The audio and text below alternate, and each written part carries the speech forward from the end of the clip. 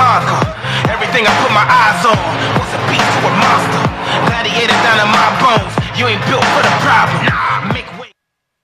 Hi, welcome to Bravado. How can I help you today? Hi, we were hoping you could tell us why everyone is switching to Bravado Wireless. It's probably because their plans start at just $40 a month. Yeah, and they have unlimited high-speed data. And the same nationwide coverage. But they probably have really old, outdated phones. No, actually they carry the top-of-the-line Samsung and Apple devices. But how? I don't know, but they must be doing something right. They've been family-owned and operated since 1911. So you're telling me that Bravado Wireless has a $40 per line per month plan, unlimited high-speed data, the same nationwide coverage, and all the latest Samsung and Apple products? Yep. Stop by today to take advantage of our $40 a month per line plan. A deal so good, you might just want to switch. We are Bravado Wireless, and we believe in the power of connection.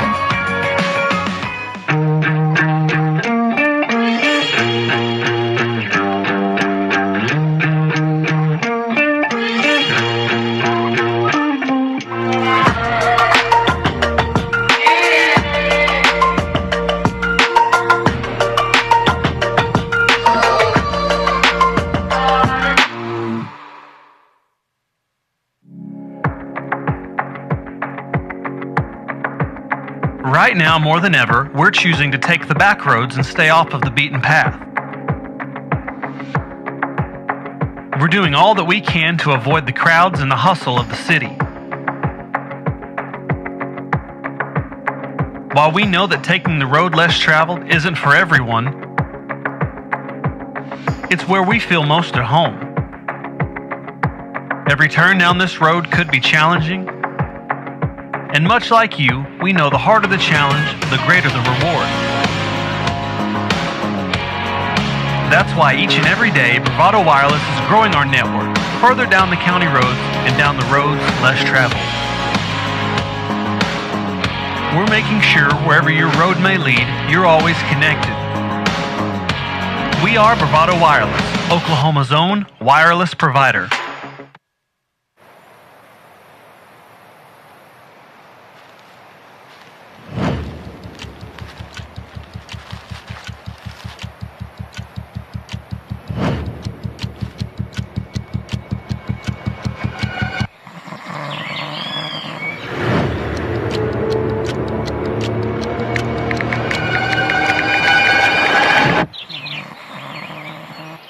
Stop by your local Bravado Wireless store to discover our current plans and promotions.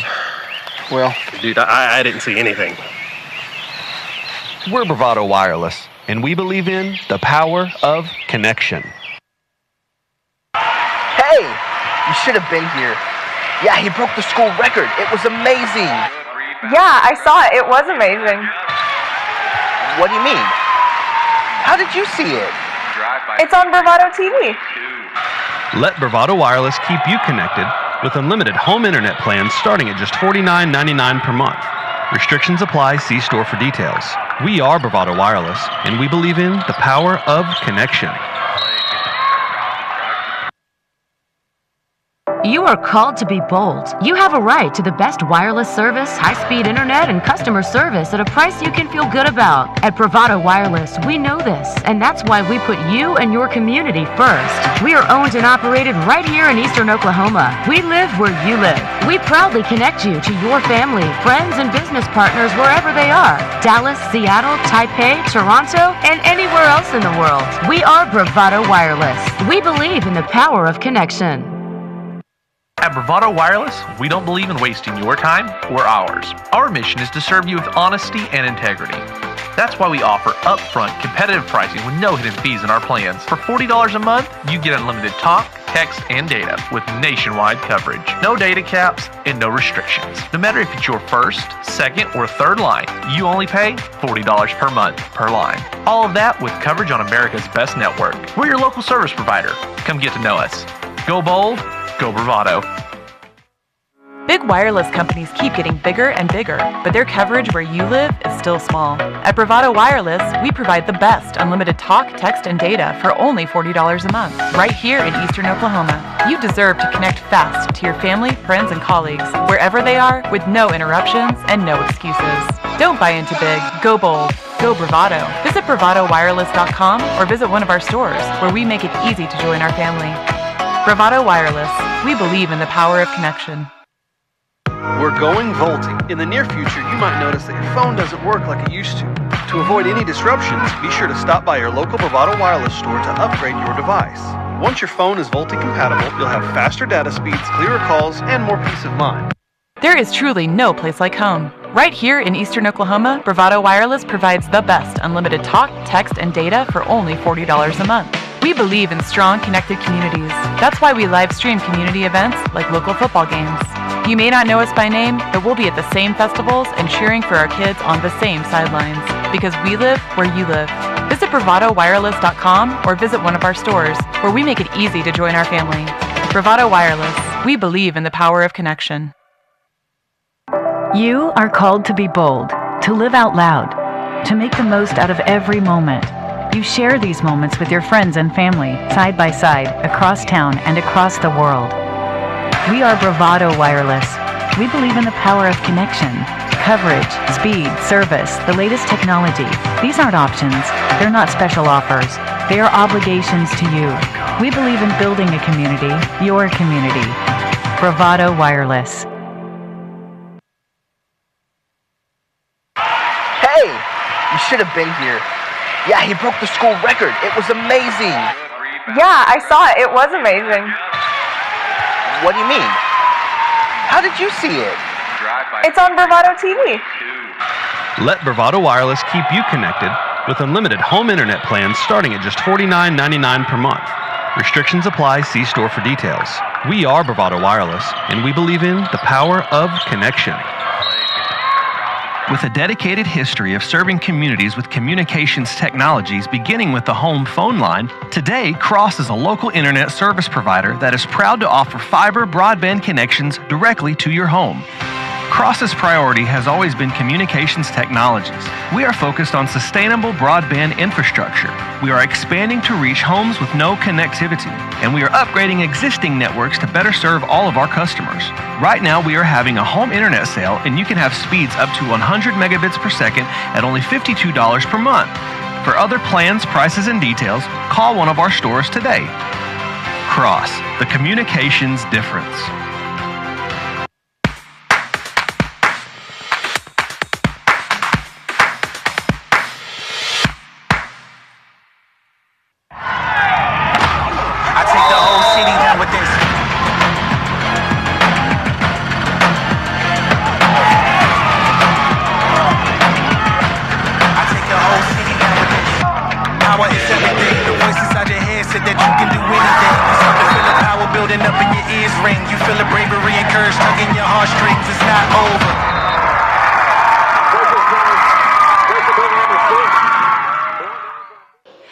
Welcome to Bravado. How can I help you today? Hi, we were hoping you could tell us why everyone is switching to Bravado Wireless.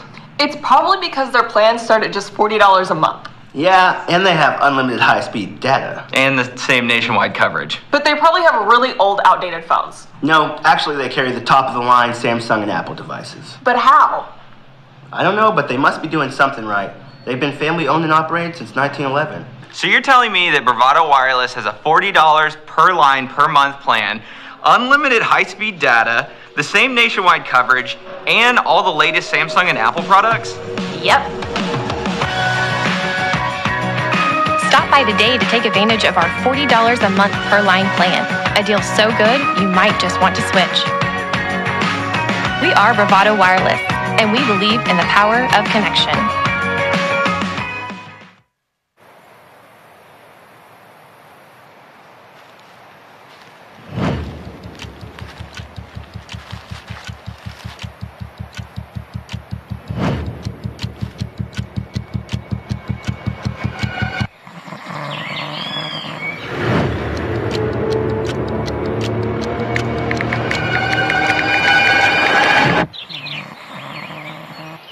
Stop by your local Bravado Wireless store to discover our current plans and promotions. Well, dude, I didn't see anything. We're Bravado Wireless, and we believe in the power of connection.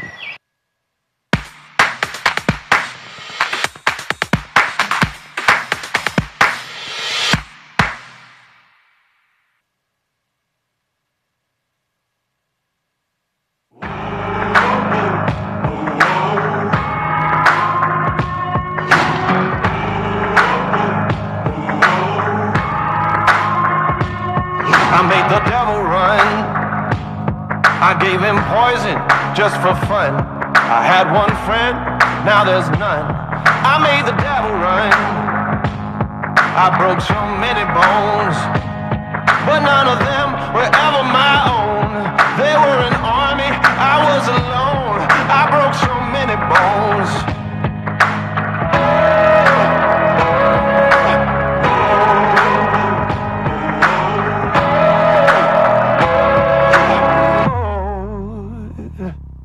I'm bad as bad can be, so bad that it's hard to believe.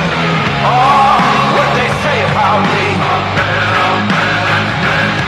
I'm bad, take a look and see. So bad that it's hard to believe. I don't care what they say about me.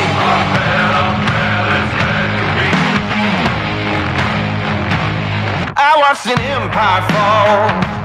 I stormed the gate and scaled the walls. They wouldn't share, so I took it all. I watched an empire fall.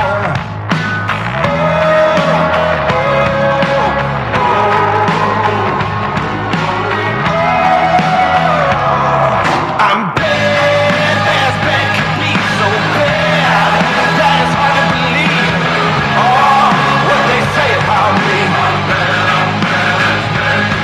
I'm bad, take a look and see. So bad that it's hard to believe. I don't care what they say about me.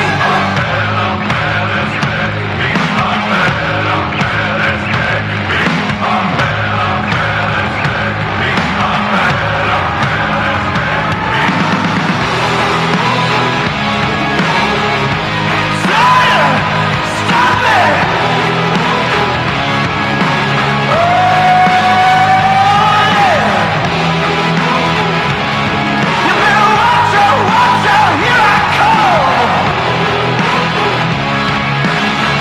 I'm bad as bad could be. Bad, I'm bad as bad could be. I'm bad as bad could be. Bad as bad can be, so bad that it's hard to believe. Oh, what they say about me. Yeah, I'm bad. Take a look and see. So bad that it's hard to believe. I don't care what they say about me. I'm bad as bad can be. Oh, so bad. I'm bad as bad can be.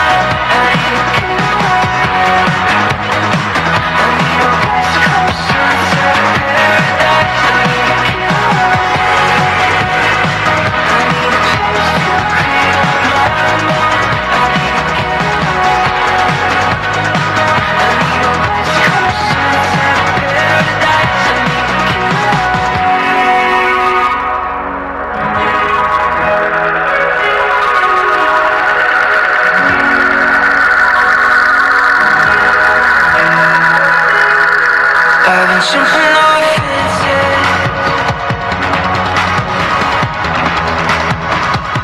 I'm running out of chances. I need to get away. I need a place to clear my mind. I need to get away. I need a West Coast sunset paradise. I need to get away. I need a place to clear my mind. I need to get away.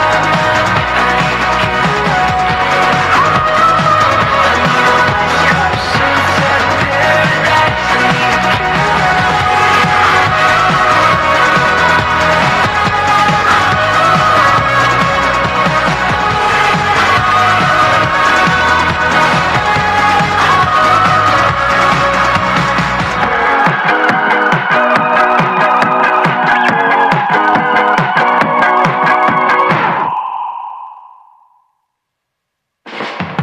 Keep on moving up, keep on moving up. I can't get enough, no I can't get enough. I'm high, I'm flying, there's nothing I can't become. I'm rising, I'm climbing, our work is never done. Keep on moving up, keep on moving up. I can't get enough, no I can't get enough. Ooh, nah, nah. Keep on moving up, keep on moving up. I feel it, I want it, maybe a shake under my feet.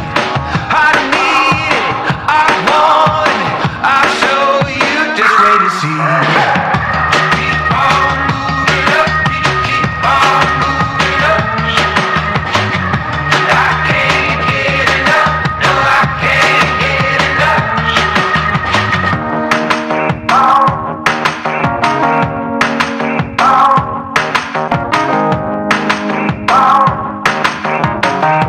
Keep on moving up.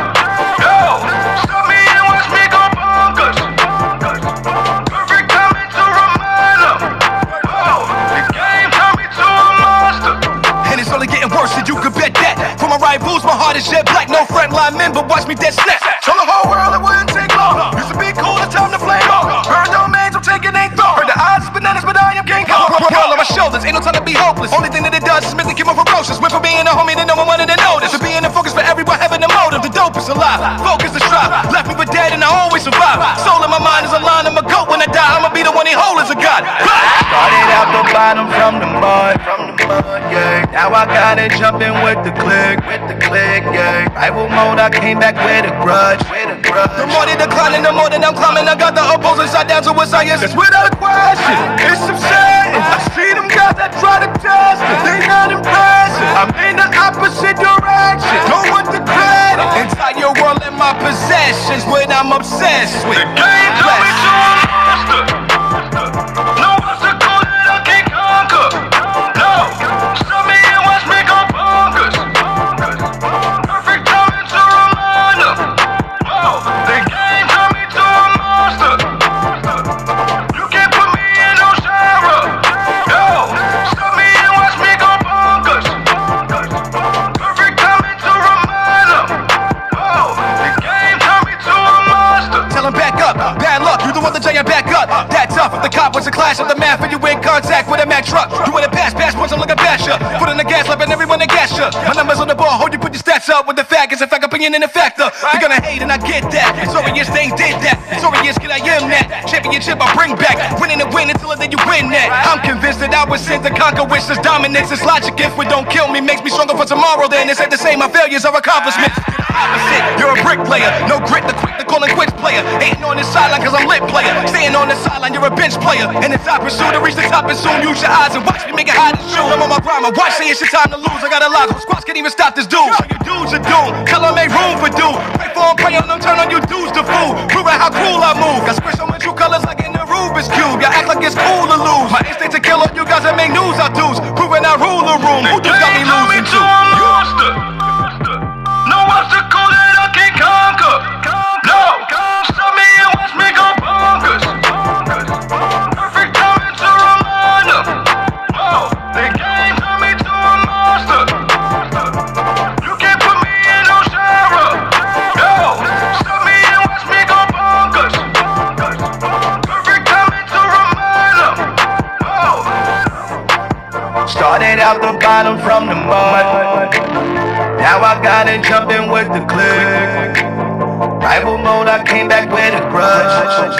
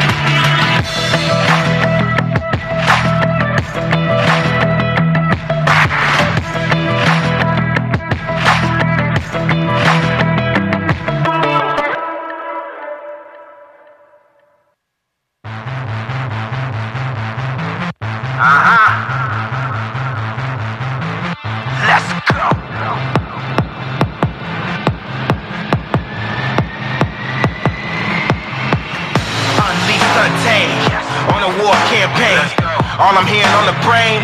No pain, no gain. So cold on the game. Make them remember the name. Put my flag down, never back down till I'm all that remains. Put my money where my mouth is, and I put the proof with the claim. Put my enemies where the ground is, got a face down in the grain. Dominate your terrain, leave a path full of flames. You ain't never took a real loss, that's about to be arranged.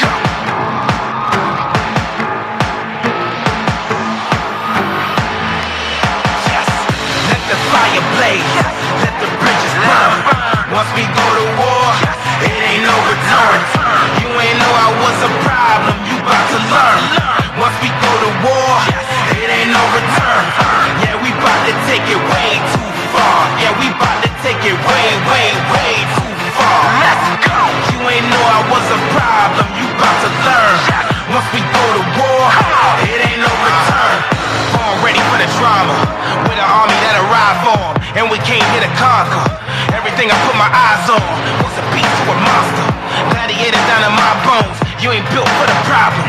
Make way cause the God's home. When you hear my drums, can't hide, can't run. Thy kingdom come, thy will be done. I'ma bully back in my zone. I'ma throw him off of my throne. I was number one when you came, I'll be number one when you go.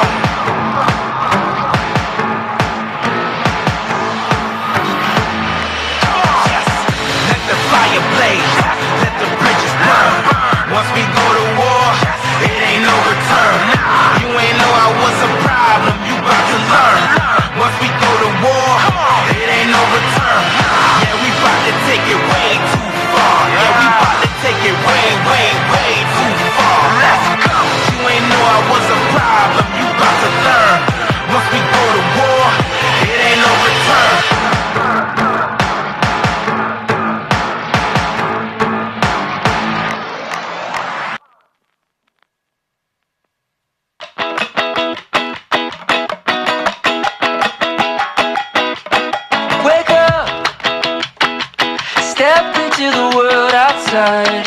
The future never looks so bright. Can't you hear it calling us? Let go. Leave all of your cares behind. You never know where you might find. Sunny days are coming up. Dreaming of tomorrow, soaking up the sun. We can sit and talk about it, or we could run away, away, away, away.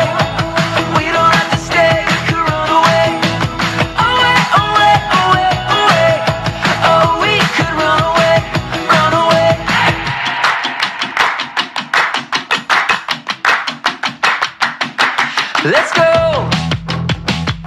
dive into the deep blue sky. Come with me to paradise. Can't you hear it calling us? Can't you hear it calling us? Calling us. Dreaming of tomorrow, soaking up the sun. Seniors tonight, representing 6 different organizations. We'll get started right now. First representing the band, Aiden Dillon. Aiden's parents are Kyle Dillon. His activities include band, drama club, academic team, and math club. Hopefully his future goals and plans, hopefully go to college, get a computer engineering degree. And oh yeah, FIFU. Aiden Dillon. Also representing band this evening, Gabrielle Farmer. Parents are Casey Farmer and Bill Wade. She served 7 years in the band with her sanity still intact. She collected a few honor bands and has been in drama club since 8th grade. Her future goals and plans: she plans to go to college, get her welding certificate, and go to college for a few years before she becomes a traveling Renaissance Fair merchant. Gabrielle Farmer. Also representing band, Lauren Field. Lauren's parents are Kelly and Tammy Field. Our activities include the National Honor Society Committee Coordinator, Student Council Senior Class Vice President, Mu Alpha Theta Event Coordinator, Drama Club Secretary, Team Republicans Treasurer, Nike Club, and the HILLDALE Crimson Vanguard Drum Major. And drum major and bass player for the New Hope Student Band and New Hope Assembly of God. Her future goals and plans accept into the Honors College at Oklahoma State University, where she will pursue a degree in music education. Lauren Field. Also representing band, Gage Finnery. Parents are Gary and Sarah Winkle and James Finnery. The activities include math club, Nike, and marching band. His future goals and plans: go to OSU to get an aerospace engineering degree and live a long, successful life. Gage Finnery. Also representing band, Sandra Jenkins. Parents are Dad and Lou Chip. She's been in band for 7 years. She's also been in the drama club for a year. Her future goals and plans: she plans to go to college for forensic psychology. She would like to have 2 dogs, a cat, and maybe a fish. Sarah Jenkins. Also representing band, Talon Jenkins. His parents are Melissa Jenkins and Jeremy Jenkins and Caitlin Jenkins. He's been in band for 6 years. His future goals and plans are pursuing a career in optometry, living a comfortable life, and having nice cars. Talon Jenkins. Also representing band, Brianna Martinez. Parents are Lynn Martinez. Our activities include being in band for 6 years, play the clarinet. I've also been a part of Nike Club for 4 years. Also 4 years been a part of the marching band. And nothing but Superior at State. Her future goals and plans: attend University of Oklahoma with a major in political science and a minor in history. Would also like to attend law school with an emphasis on human rights. I hope to travel around the world and experience everything I can. Brianna Martinez. Also representing band, Radon Selby. My parents are Sean Selby and Angela Selby. Activities include shooting a big deer with a bow on my birthday. Future goals and plans: hit the pipeline and make a lot of money to buy an airboat and a lifted twin turbo Randouille. Radon Selby. Also representing band, Carson Stallings. Parents are Cheryl Stallings and Ryan Dane. Activities include band, playing the tuba, and the tuba section leader. Learn how to make bull whips. Future plans and goals: graduate school and ICTC, go to college for a bachelor's in cybersecurity, and work for a Cherokee Nation casino. Carson Stallings. Also representing band, Anna Stone. Parents are Jeremy and Audrey Stone. Our activities include the band. Her future plans and goals are plan to go to college and live a good, happy life. Anna Stone. Also representing band, Moira Wright. Parents are Lori Elders and Patrick Wright. Activities include band, the flute section leader, select choir, and academic team captain. Future goals and plans: I want to go to college and get a good job and get rich. Moira Wright.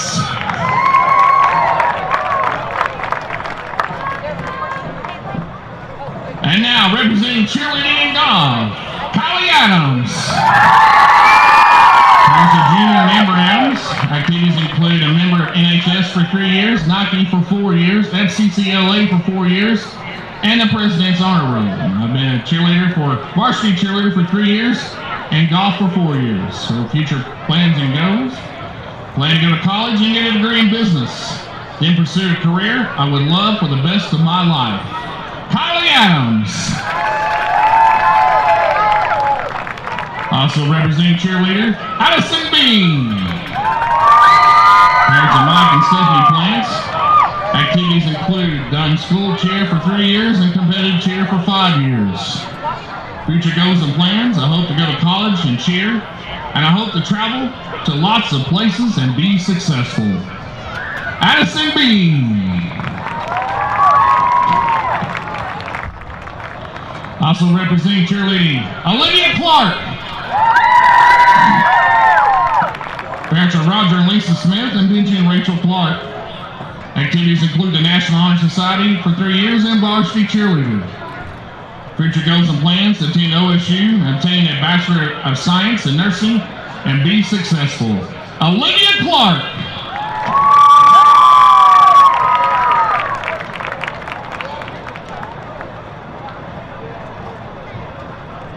Also representing cheerleading, Chloe Walker. Parents are Casey and Brent Miller and Jonathan Walker. Activities include a state qualifier 3 years in a row for cheer, a 4-year varsity cheerleader in the Nike, NASA, FCCLA, and now an official officer for NHS. Future goals and plans to go to college to be an ultrasound tech or labor and delivery nurse, get married at the right time, have 3 to 4 kids, and live a long, happy life with my family in our cute little house with a wraparound porch. Chloe Walker. Representing football, Wyatt Branscombe. Wyatt's parents are Sergio and Carly Gonzalez and Austin and Brandy Branscombe. His activities include football his whole life. His future goals and plans: go to college and become a highway patrolman, get a wife, raise 3 beautiful children, and continue to spend time with the boys. Wyatt Branscombe.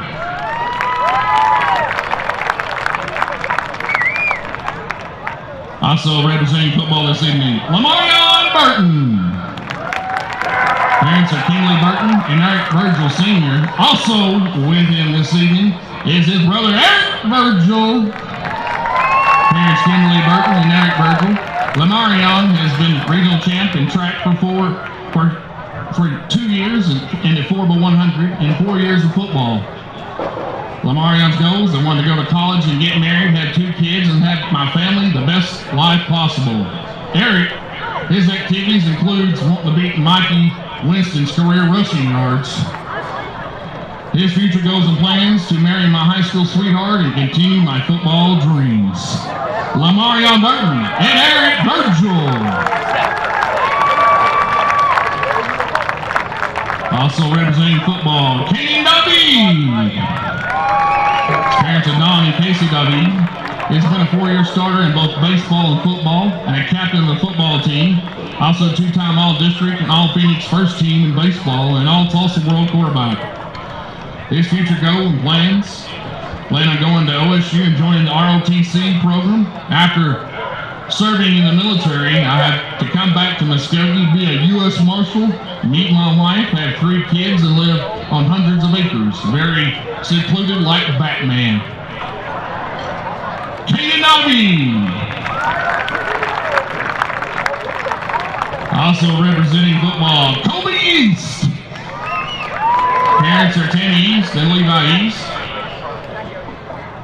Kobe's activities included spending time with family and my girlfriend. Also enjoyed working in anything I can to help my family out.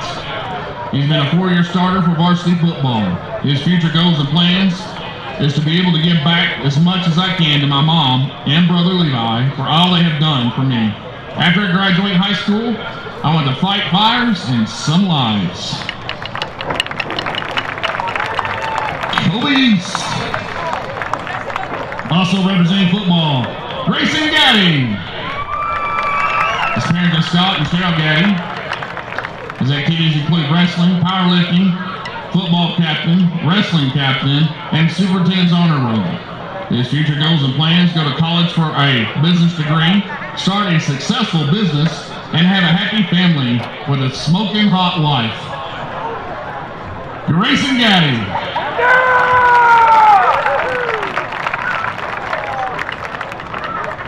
Also representing football, Isaac Gonzalez. His parents are Christy Connors and Sergio and Callie Gonzalez. His activities include 4 years of varsity football. His future goals and plans is to be a lineman, make some good money, and have a little family. Isaac Gonzalez.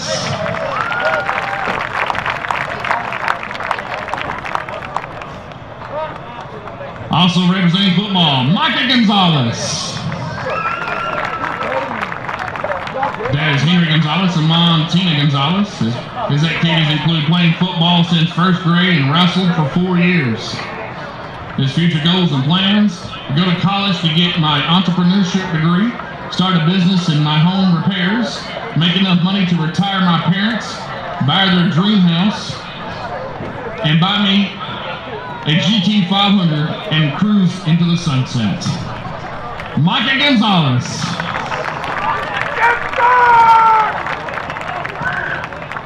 Also representing football, Logan Harper. Parents are Zach and Joy Harper. Activities include football and basketball. His future goals and plans: in the future I plan to go to college, and after that start a big, happy family. Logan Harper.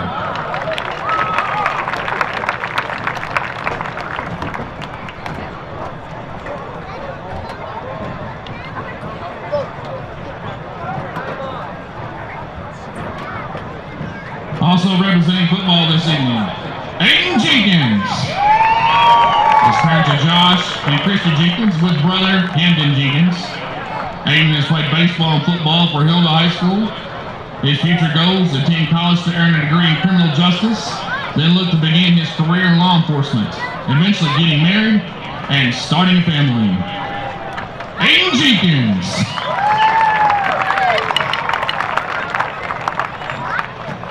Also representing football and band this evening, Evan Keith. His parents are Eddie and Stacy Keith.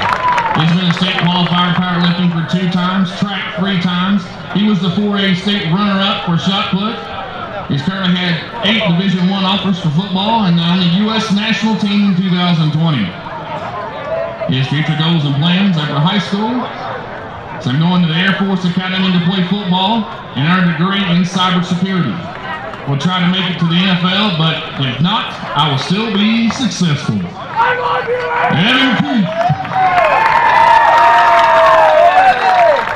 Also representing football, Riker Milton. His parents are Sarah Milton and Lloyd Milton. Played football, soccer, and wrestling. Been a football captain, also a soccer captain. His future goals and plans: I will attend OSU IT and become an IT guy. Riker Milton.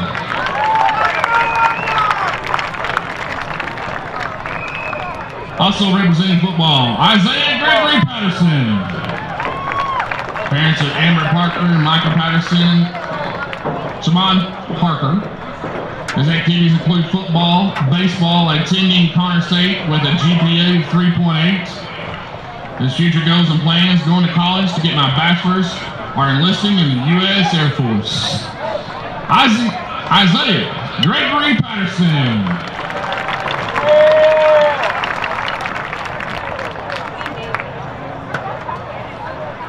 Also representing football, Blair Paulson. Parents are Lori Paulson and Allison Marcus. Activities include football and powerlifting. Attends church at N1A. Like to fish with the boys and hang out with the boys. Future goals and plans: get my certification in precision machinery at the Votech and move to Green Bay, Wisconsin to work on a machine shop there, then eventually have a beautiful wife and kids, and have a little nice house with a hill with a pond in the back. I'd like to thank my mom for all the money and hours spent for me to play football. Thank you for all the coaches and teammates. Blair Paulson. Also representing football, Alonzo Perez. His parents are Cynthia and Sergio Ortiz. Activities to play football and soccer. His future goals and plans: plan on finding a beautiful woman and plan on joining the military. Alonzo Perez.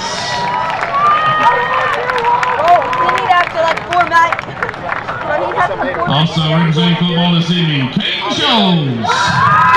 Parents are Logan and Shanty Shows. Caden is a member of Select Choir and the HILLDALE varsity football team. Gain plans to attend OSU, major in sports medicine, and become a physical therapist. Caden Shows.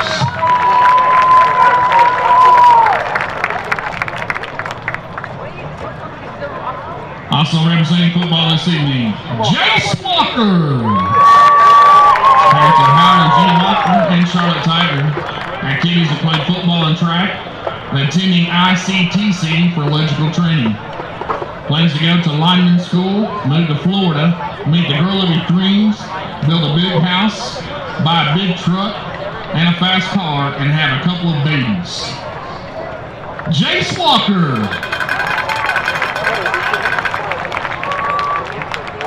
Also representing football, Gavin Williams. Gavin's parents are Annette and Matt Williams. Activities include playing soccer and golf in high school. The first year playing football. Is the executive president of the student council and vice president of the FCCLA. Also an active member of the National Honor Society. His future goals and plans is to go to college after high school. After college, I want to get a job in finance and also want to be successful, and I have a happy family. Gavin Williams. Also representing football as a trainer this evening, Brooklyn Myers. We're going to start with Sherry Hopkins and Gary Hopkins, grandpa. Been a football trainer as the activities and wants future plans and goals. Will attend Oklahoma University to major in criminology. After college, I would like to work for the FBI, get married to the love of my life, and start a family. Brooklyn Bias. Also representing football as a trainer this evening, Megan Nicole Childers. Parents of Johnny and Randy Moses. Activities include football trainer for 3 years and member of the FCCLA for 3 years. Future goals and plans, pursue sports medicine, nurse practitioner, and not to stink at life. LOL. Megan Nicole Childers. Also representing football as an athletic trainer this evening, Callie Preston Huey. Parents are Shelley and Curtis Huey. Been a football sports medicine trainer for 3 years. NHS. Also at ICTC for athletic training, physical therapy tech. Basketball trainer for the 2021-2022 season. Attend NSU next year to complete basics, then transfer to OSU to obtain a degree in veterinary medicine. Would love to move to Texas and live in a large ranch and start a family. Callie Preston Huey. Also representing football as a trainer this evening, Molly Salmon. Parents are Marla Walkup and Sean Salmon. She's been a football trainer, vice president of MNHS, social relations officer for FCCLA, member of Nike and Spanish Club, Fostering Hope Team Ambassador, member of Southeast Baptist Church, and a Bautista Eastside Mix. Future goals with to attend Northeastern State University, then go to optometry school to obtain my dream job so I can live rich and happy with my beautiful family. Molly Salmon. Also representing football as a Coomer this evening, my new George. Parents of Jill and Georgia George. His activities include track, powerlifting, football filming, and member of the ICTC leadership team. Future goals and plans to attend OSU IT for associate's degree, getting auto technician certification. My dude George.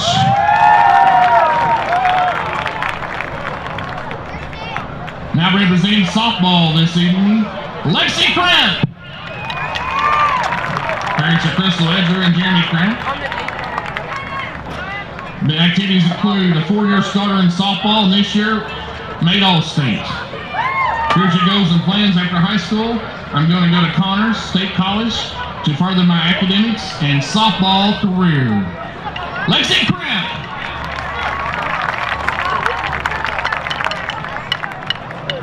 Also representing softball this evening, Brooklyn Ellis.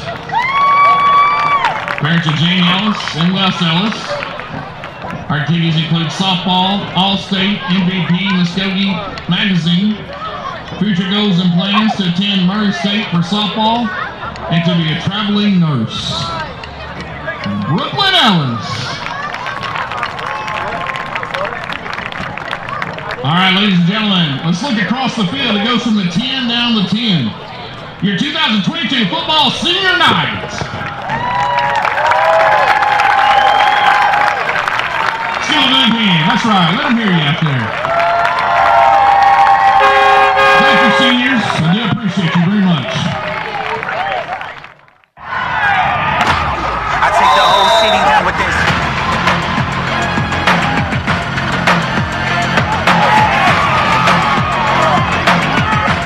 I take the whole city down with this. Power is everything. The voice inside your head said that you can do anything. You start to feel the power building up in your ears ring. You feel the bravery and courage tugging your heartstrings. It's not over.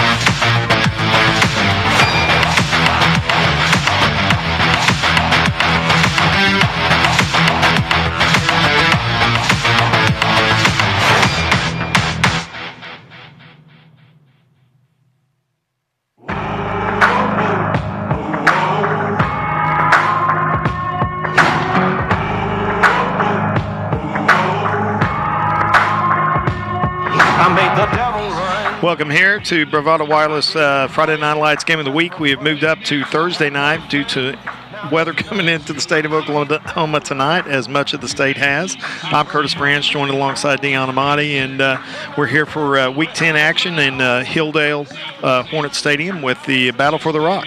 Yeah, the Battle for the Rock, a rivalry game that should be very interesting. You know what they say.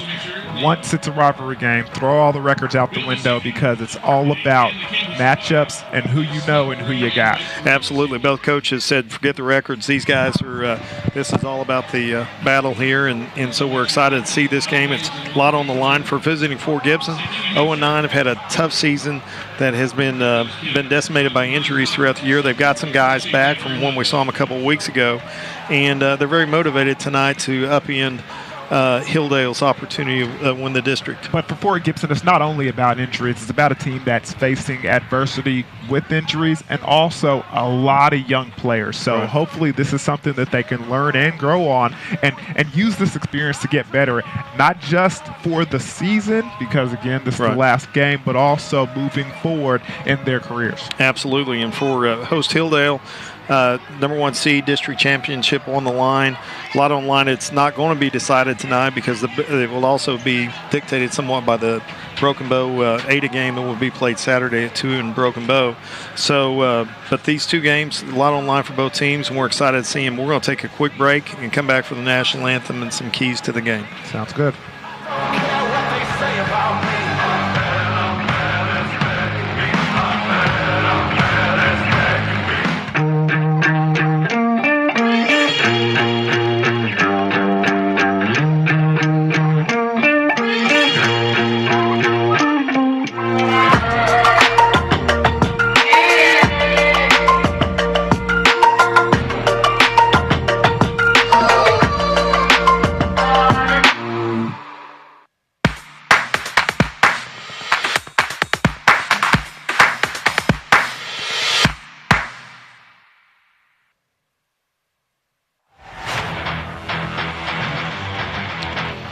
Welcome back to Hornet Stadium here. Curtis Branch and Dion Amati here on the call tonight, and we're about ready for the national anthem. But Dion, keys to the game tonight for Fort Gibson.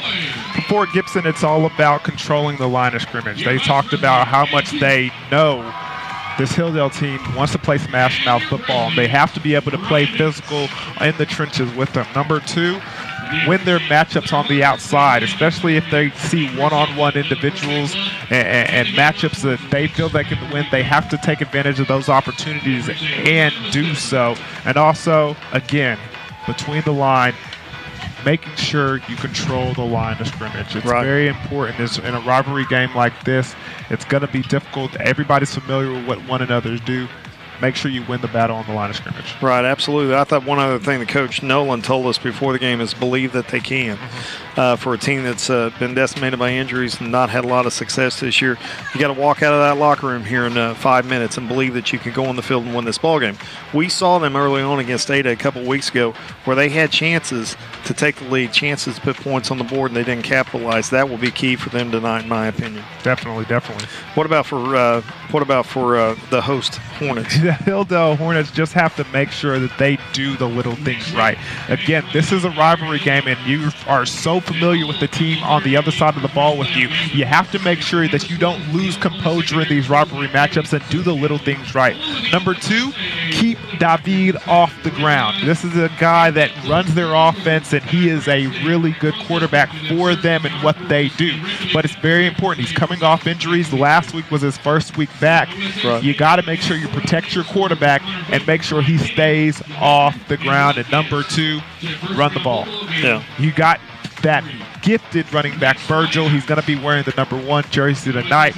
Make sure you create some holes. Make sure he's effective when you're running the football and continue to move those chains down the field. Absolutely. Well, it should be a good matchup here. We're going to turn it to the band here as they get ready to play the national anthem for us. And at this time, would you please rise? Remove your hats. We will have a moment of silence. And then the national anthem.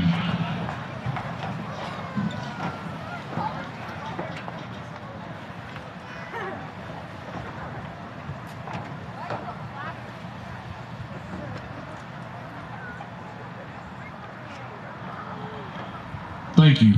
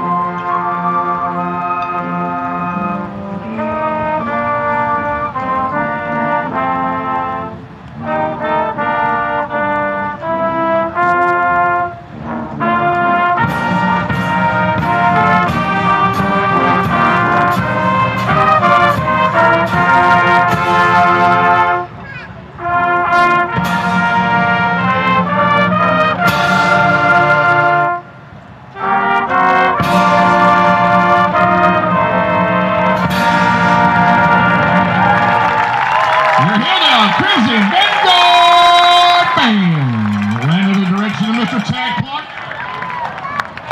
We do appreciate the band who plays each and every week here at home and the hard work that they put in. Welcome back here to Hilldale. We're just moments away from kickoff. And Dion, who's some guys we need to look out for? You mentioned the backfield for Hilldale. Who's key? Who else key on their team? Well, first of all, you mentioned Virgil, and you talked about how effective he is in the running game, and I talked about in those keys for the game how much they need to go to him and make sure that he's one of the individuals that controls the pace of this game. The next guy I'm thinking about is number 2, Mason.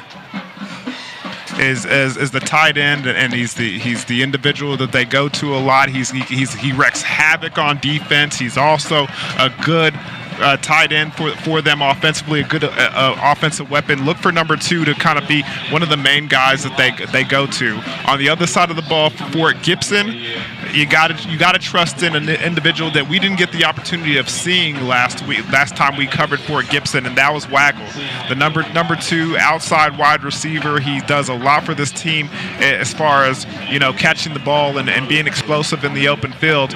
But on the other side of things, he has to be somebody they can rely on and they can count on, especially if they're going to win on the outside, like they mentioned, winning those individual matchups and one-on-one matchups on the outside. Yeah, it'll be real interesting. Mahaney threw the ball really well in warm-ups. It'll be interesting to see how much the passing game for both teams is affected by this wind. It's coming out of the southeast. It's pretty brisk, 15 gusting to 25, and so when you're throwing with it, you got to keep the nose of the ball down, and you got to really put something on it. And so that'll be interesting. And you can't throw long balls into the wind because it's going to hold it up, right? I'm glad you did mention Mahaney, because in this situation, Hilldale is a team that likes to blitz. They like to bring pressure. They like to make quarterbacks uncomfortable. With Mahaney being in that situation in this game, it's going to be very important to see how he handles that pressure. Absolutely. They told us that they're going to try to man up, match up all the blocks and get a man on a man and try to protect him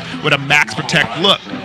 If that's the case, one, can their offensive line, can the running backs hold up against the blitz? Right. And 2, when the blitz comes, can Mahaney stay in that pocket, set his feet, and throw the ball accurately down the field? That's going to be the real question tonight. If Fort Gibson can answer that, they have a good chance in this rivalry matchup. Yeah, absolutely. You're going to look for a lot of slants, probably off of in short hitch routes to get Waggle the ball. And I think that if he can win one-on-one on the outside, which is going to be tough because Lamarian Burton, number 7, is one of the best cornerbacks we've seen. Yeah, he's long, he's rangy, he covers the deep route very well, and he's able to high point balls when quarterbacks put it in his vicinity. And the reason why he's being so successful tonight is because of what we talked about, the blitz. Right. He gets quarterbacks that are uncomfortable in the pocket, throwing off their back foot, and he takes advantage when the ball's in the air.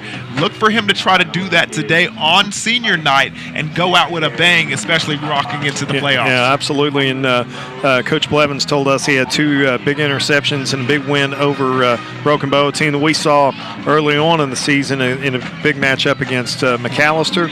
And, they lost 39-23 at McAllister earlier in the year. And we thought really Broken Bow would have a chance to win this district. And Hilldale handled 52-28, caused 8 turnovers in that ball game. So that pressure creates opportunities. And so Fort Gibson's got to contain the ball, control the football. They got to make sure they don't turn the ball over here in this ball game against that pressure from Hilldale. As much as Hilldale's going to try to run the football and be aggressive with things, I think Fort Gibson has to try to slow things down even more, create some first downs, also try to catch them slipping with explosive plays and getting that ball down the field. I know it's going to be hard with the defensive backs and the blitzes that they're going to have to face, but they're going to need a spark in this rivalry game.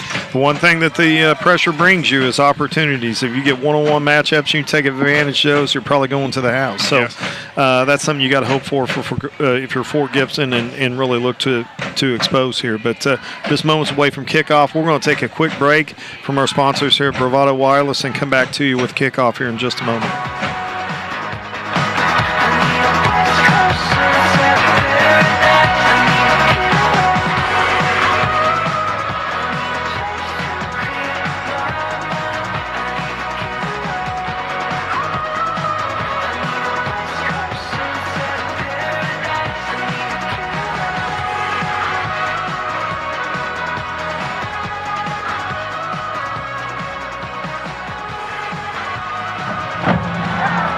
Hornets win a toss, but it referred to the second half. So the Tigers will receive.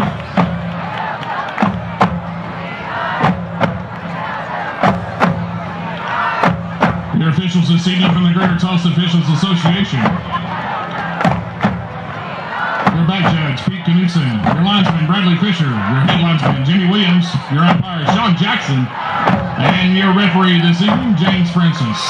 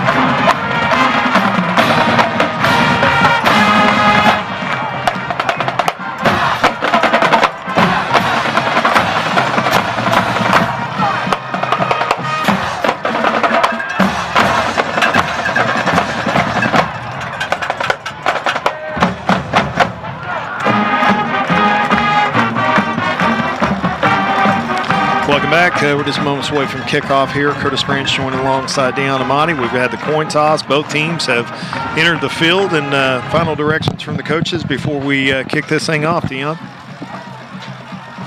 Looks like Hilldale will be kicking off from the north end zone, defending the north end zone, kicking into that brisk wind. So look for a short kickoff and a returnable ball here.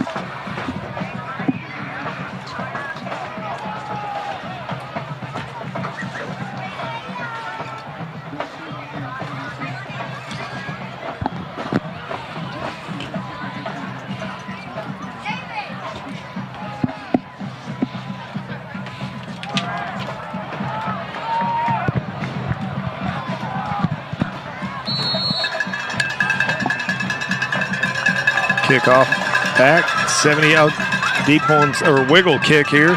Fielded at the 34 by number 9, I believe. Landon Nail.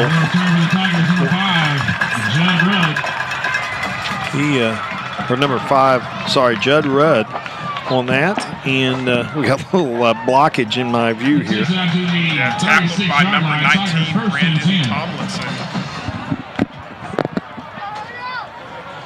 Here we go, Mahaney under center. Joined in the backfield here by Nail. Trips right. Slung that one outside the waggle. Incomplete. Haven't got away from him a little bit. Might be a little pregame jitters. Yeah. That second and 10 for the Tigers. Second and 10 for the Tigers from the center of the field.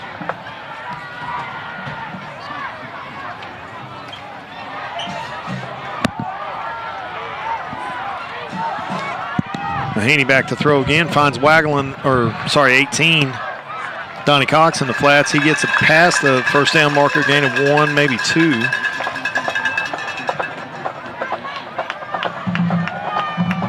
That's where complete to number 18, Donnie Cox. Bring up 3rd and 9 here. 9 for the Tigers. Waggle and Cox split wide left. Mahaney back to pass, flushed out of the pocket to the left. He's looking for somebody to throw to. Finds Waggle on the sidelines. Should be a first down. 48-yard line. That'll be 1st and 10 for the Tigers. Good throw under pressure there by Mahaney. Mahaney does a good job of going left, creating some time for the offense down the field, and his man Waggle gets open in his line of sight. Good pass on third down. That play is going to be called back, it looks like, as didn't see the flag on the field, but a late call after the play. They'll bring up 3rd and 14. So disappointing start there, demoralizing kind of penalty there after a great first down play on a catch and throw between Mahaney and Waggle. And that's what Fort Gibson can't have in this ball game. They can't have situations where they lose opportunities or don't take advantage of the opportunities that's given to them. Right. We saw them against Ada have 3 possessions inside the 20 and come away with 3 points. Just shooting themselves in the foot here as Mahaney drops back, throws it deep down the right sidelines. Had a man open. Got a hand on it there, number 7, Jaden Johnson. And so that'll bring up 4th and 14, and punt team comes on for Fort Gibson. Both of the athletes on the outside, they're just playing the ball in the air. It looked like the wide receiver did get behind. That is Johnson. Did get behind the cornerback, but just too much on that football. And the kicking for the Tigers, number 7, James Johnson. Close to a block there. Punts off, though. Good kick. Downfield, gets past Burton. He's going to field it on the 15, retreats to the 10. He's looking for a block. He's drugged down at the 15-yard line, or back out to the 20, apologies. There, bring up 1st and 10 for the Hornets. Yeah, That's a dangerous play right there by Burton. It really was, but it was a good job by him of picking it up and saving some yards for the Hilldale Hornets. He got a good bounce. Stayed in the air for a while, let him get under it. I think if he hadn't gotten a good bounce, he would have gotten away from that one. But predictable bounce and easy play right there and probably saved him 10 to 15 yards. David under center, and they're in pistol formation with Eric Virgil behind him. Single receiver to the top is Burton. Handoff to David. He bounces it outside. He's got room to run. Across the 30, out to almost the 40-yard line. Gain of a 19 on the play. Nice burst outside there by Virgil. See his explosiveness, Dion. Yeah, and you can see that's their bread and butter right there. They go to him, and he runs the rock, and hopefully that's enough to win the rock. Yep, twin receivers to the top. Pistol formation. David takes the snap. Quick pass out to the sidelines. Oh, makes a guy miss. Good move right there. Gain of 6 on the play. Hayden Pickering with the reception, picking up some big yards on the outside. Nice pickup on 1st down there. Nice safe catch. See David leading this team. David keeps it. Off the carry, off the read, gains 2, bring up 3rd and 2. Number 14, David. He's effective as a runner. He's a very good field general, in my opinion, but he's an effective runner when he needs to keep him honest. Yeah, and that's something that you expect from him, but it's not something I expected from him in this game. And I'll tell you more after this play. Boy. Swarming defense there by the Tigers. They're going to hold Virgil short. It's going to be 4th and 1 from their 48. Be interesting to see if they kick it. Here they go. Looks like they're going to go as Virgil trots off the field. Which is interesting to see them go on 4th and 1 and Virgil coming off. Yeah, Jace Walker into the ball game. They got Drew the offsides. Again, another penalty there. Self-imposed mistake by Tigers. Cost them a 1st down and gives the Hornets a 1st down. Things you don't want to see. Another extraordinary mistake by Fort Gibson for the sheer fact that on that last drive offensively, they had a 1st down, they had a penalty. This time they stop them on 3rd down. 4th down comes, they have another penalty. Could be costly in this game. David with the keeper off the left side. He's got a blocker. He's got some room to run inside the 30 down to the 20 and inside the 20 to about the 16-yard line.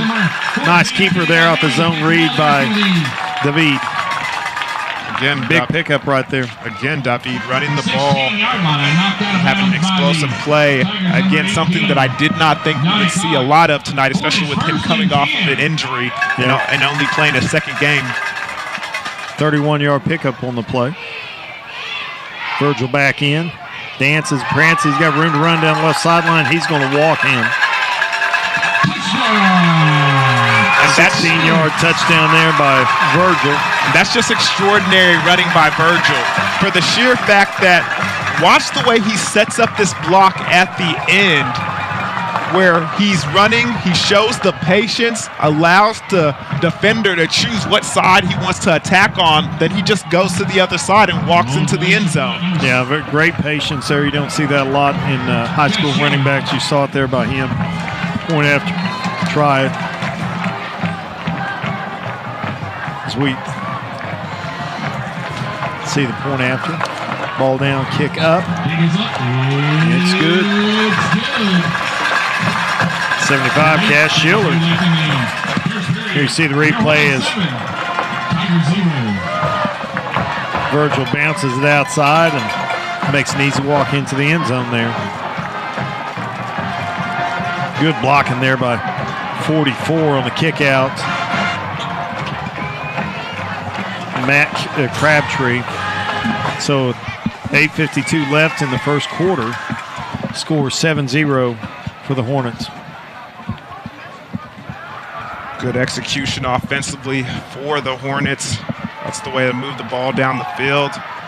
Passed the ball only one time on that drive, and it was a screen pass, so another kind of a long handoff to the outside, just matriculating the ball down the field, using some of the mistakes of the Fort Gibson Tigers against themselves by getting that first down on fourth down by having one of the interior players jumping. And they turned that into 6 points, and that's how we start off this ball game. Again, Fort Gibson gonna need to clean some things up early on. I know it's a rivalry game. I know emotions get involved, but gotta clean some things up early on if they're gonna want to get into this game. Squib kick down the middle there, taken by number 7, Jaden Johnson. He retreats and then bounces back up.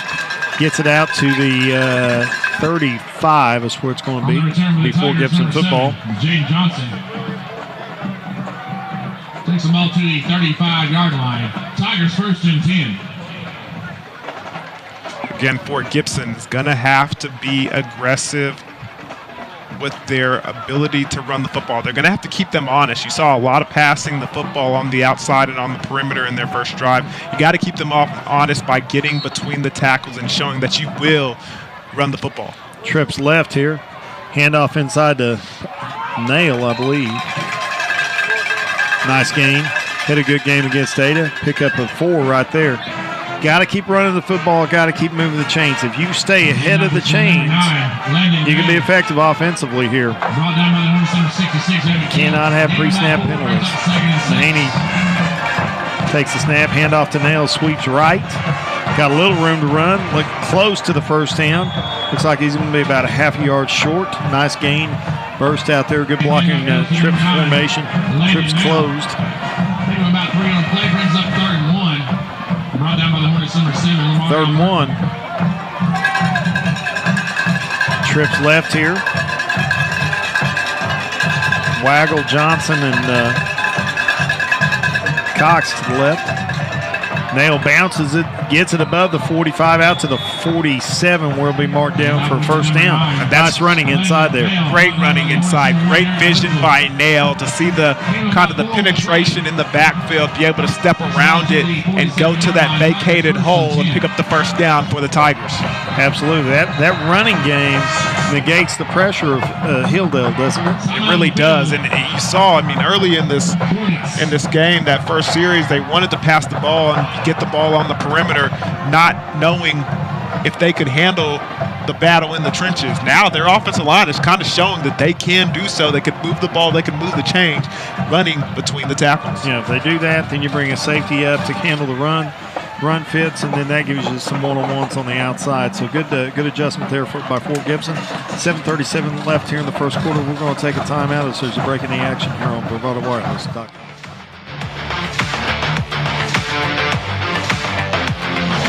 You are called to be bold, to live out loud, to make the most out of every moment. You share these moments with your friends and family, side by side, across town and across the world. We are Bravado Wireless. We believe in the power of connection, coverage, speed, service, the latest technology. These aren't options. They're not special offers. They are obligations to you. We believe in building.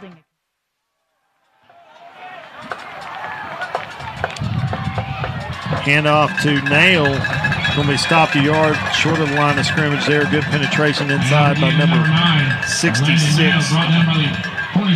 Even Evan Keefe. Evan Keefe lost on the play. Wood brings up second and 11 here. Clock ticks mid-first quarter. Mahaney looks to the sidelines. Ready to go here. Hand off to Nail. Gets it out to about the 48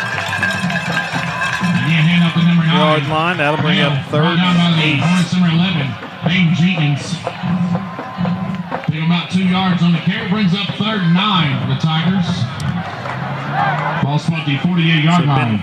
More run this possession, but I think you're going to have to go to the air here, aren't you, Dion? Third and 8. All the yards to gain. Let's see what they do here. Bringing the house is Hilldale. Mahaney's got time. He's flushed out of the pocket to the right. Looks downfield. Great effort on the throw. Cox drops it. And good effort there. You see Hilldale bring the house, brought 6, and flushed him out of the pocket to the right. Good poise there by Mahaney. Made a good throw. Got to come up with a catch there. Great throw. Even extraordinary effort on the catch. Look at the diving attempt by Cox, and he just can't bring it in to his grasp. Nail back to punt. Fielded on the 36. Burton back to receiver. Oh, blocked up the middle. I think Evan Keefe was the man. That ball's going to be down at the 39 of Hilldale. And here's the question. I don't know if it was blocked or if he kicked it off the side of his foot, because he did get a lot of penetration and a lot of Hilldale Hornets in his face, but I don't know if anybody actually got a hand on that thing. I think he just kicked the front end of it. It would have been blocked. Yeah. So good effort there. I think that was Crabtree. I think I misspoke. 44 there on the pressure. But good field position here by for the Hornets start their second possession.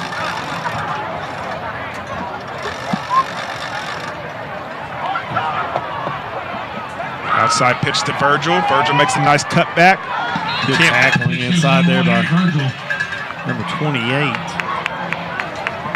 So brought down by the Tigers, number 55, Lewis.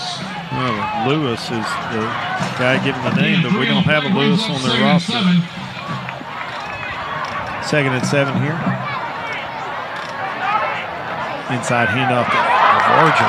Makes a guy miss. He got another guy. He's got some room to run, folks. See the speed of Virgil. He's going to go all the way. Do you see him hit that second gear, Curtis? Yeah, he did. Do you see him hit the second gear? He showed it all in that run right there. Breaking a tackle at the line of scrimmage, stepping out of one, and then showing the elusiveness and being able to hit that second gear and just take it up the sideline for the Hornets. 60-yard score there for Virgil. 36 seconds on that drive, 2 plays. And the extra point, number 75, catch Schiller. Schiller on for the extra point. Ball down, kick is up, and boy, good leg right there. I don't know why they don't let him kick it deep, because I'm saying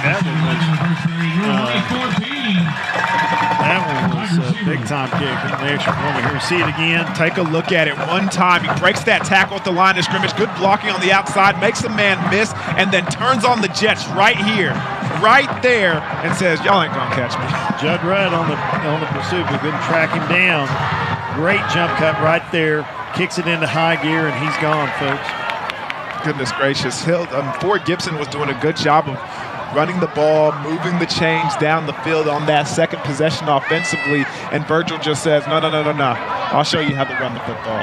And he certainly does, as he takes the Hornets to another 6 points with that 60-yard run.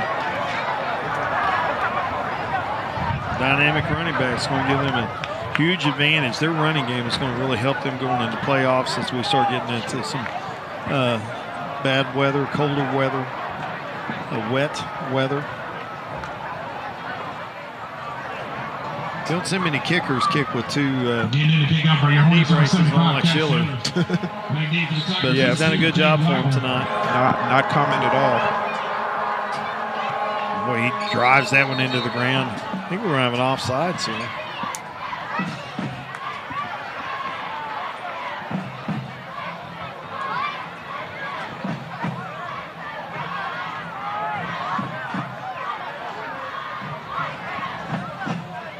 Flag on play.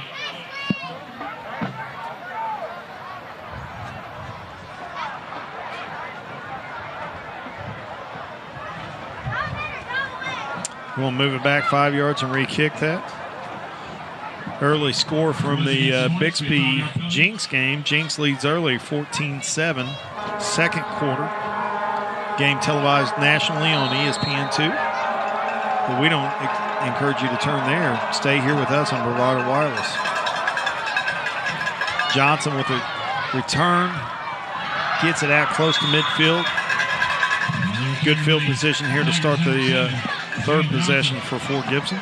Yeah, Johnson says, I've seen enough of these squibs. He steps right in front of that one, picks it up, and puts the Tigers in really good field position as they get their third offensive series of the game. Run dominant, pass dominant first series, run dominant second series. Like to see him have some balance here, wouldn't you, Dion? Yeah, it's something to find success with and be consistent with as well. Nail, good running back, doing a good job getting past the first tackler and out for a gain of about 4. Landon now brought down by the Hornets number 22, Isaac Gonzalez, picking up 4 on the play, 2nd and 6. Waggle with catch down the sidelines. He dances out below the 45 down to the 43. Cade Waggle just knocked out of bounds around the 43-yard line. Brings up 3rd and 2 for the Tigers. Well, it's your roster.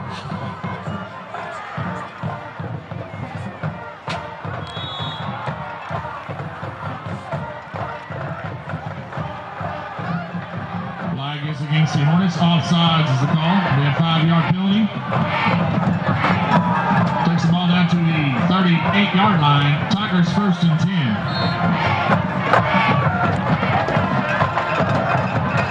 Slam route. Inside the 30. Nice gain there by Waggle. Inside the 32. Well, we'll mark it at the 30. Nice pickup of 8 there. 2nd and 2. Mahaney with good throw.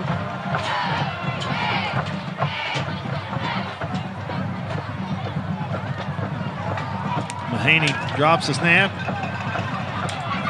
Takes off running. Bounces his outside, makes an athletic move, gets it down to the 26. We'll pick up first down here for the Tigers. That's a great play by Mahaney, and a good job of staying out of harm's way. It's a broken play. Picks up the ball, gets what he can get with it, and then goes down and stays out of harm's way. Yeah. Or they call a timeout on the field by the Hornets. 4:54 left in the first quarter, and we're going to take a break here in the action as well on BravadoWireless.com.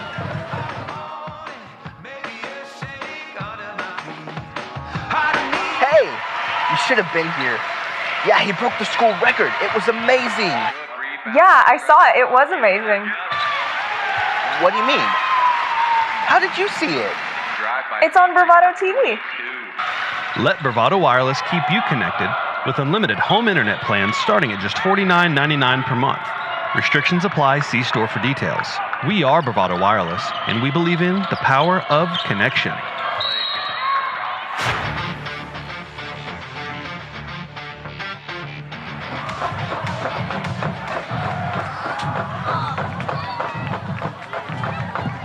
Welcome back to the broadcast here on BravadoWireless.com. Late first quarter action here. Fort Gibson driving inside the 26. Mahaney back to pass. Looks down the right sidelines. Fade route, and pass is incomplete. Nice effort there. Break up by number 21, Pickering. Pickering, good job by Pickering there. Looks like the Fort Gibson Tigers are going to rush back to the football, run a little up-tempo offense right here. Nail sweeps left. Big time hit right there. Number 51. Oh, that was Burton? Yeah, Burton comes from the cornerback position, keeps contained, and does a good job of closing the gate on Nails. Yeah, Mason forehand finished him off there. Bring up third and it's like 3rd and 13. Nail just to the left of Mahaney. Got trips right. Mahaney's rolling. He's got a little room to run, but we got a hold on the play.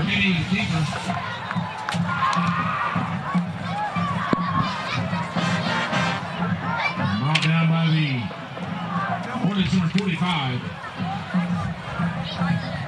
Hunter Frazier. Flags on the play. Holding is the call against the Tigers. Another self-inflicted penalty here. Play's going to be, the penalty is going to be declined by Hilldale, bringing up 4th and 13 from the 30. 4:06 left here in the first quarter. Mahaney under center, trips right. Drop back. Got a man down the middle on the post. That's Jake Johnson. Overthrows him. Turnover downs after a good drive. Yeah, Waggle was open in the middle of the field on the post route and just off target. And that's going to be a turnover on down for the Hornets. Promising drive. Holding penalty hurt him. There and pushed him back, and the second down, the sweep play to the left, and the lost yardage.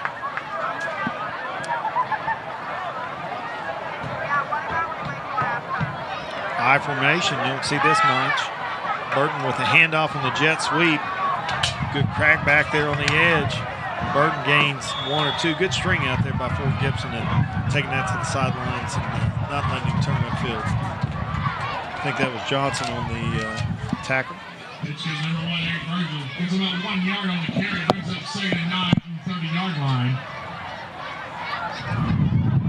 Good job on first down for the Fort Gibson Tigers. It's going to be very important that they keep these Hornets behind the chains and kind of get off the field on 3rd down here.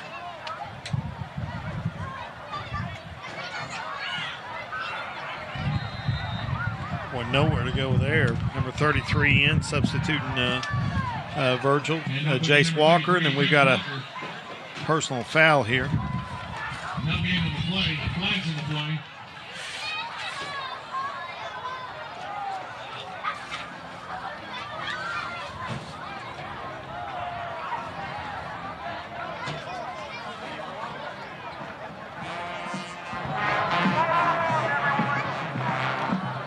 Unsportsmanlike conduct on Hilldale. That will push him back and bring up, should be half the distance to the goal line, which would be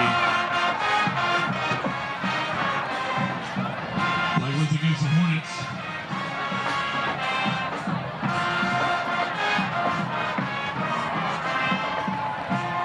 push it back to the 15-yard line. Takes the ball down to the 15-yard line.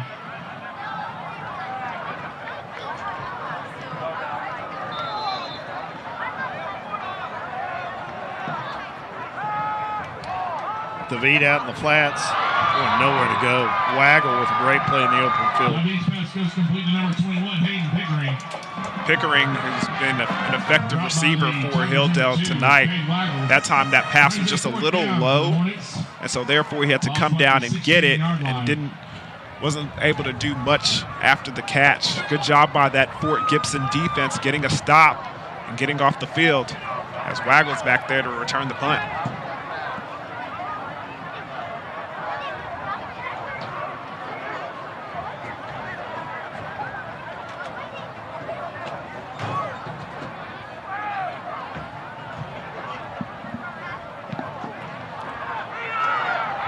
Short kick, going bound back to about the 32-yard line, where it's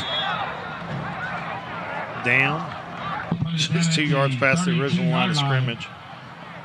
Tigers first and 10. So the Fort Gibson Tigers will have really good field position to start this drive offensively. Absolutely. See if they can do anything with it.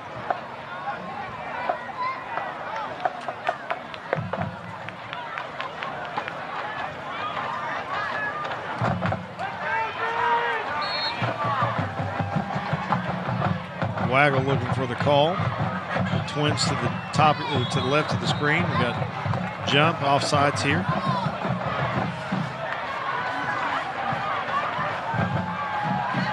Give him 5 yards. Have your attention at this time, please. We need a white Dodge car.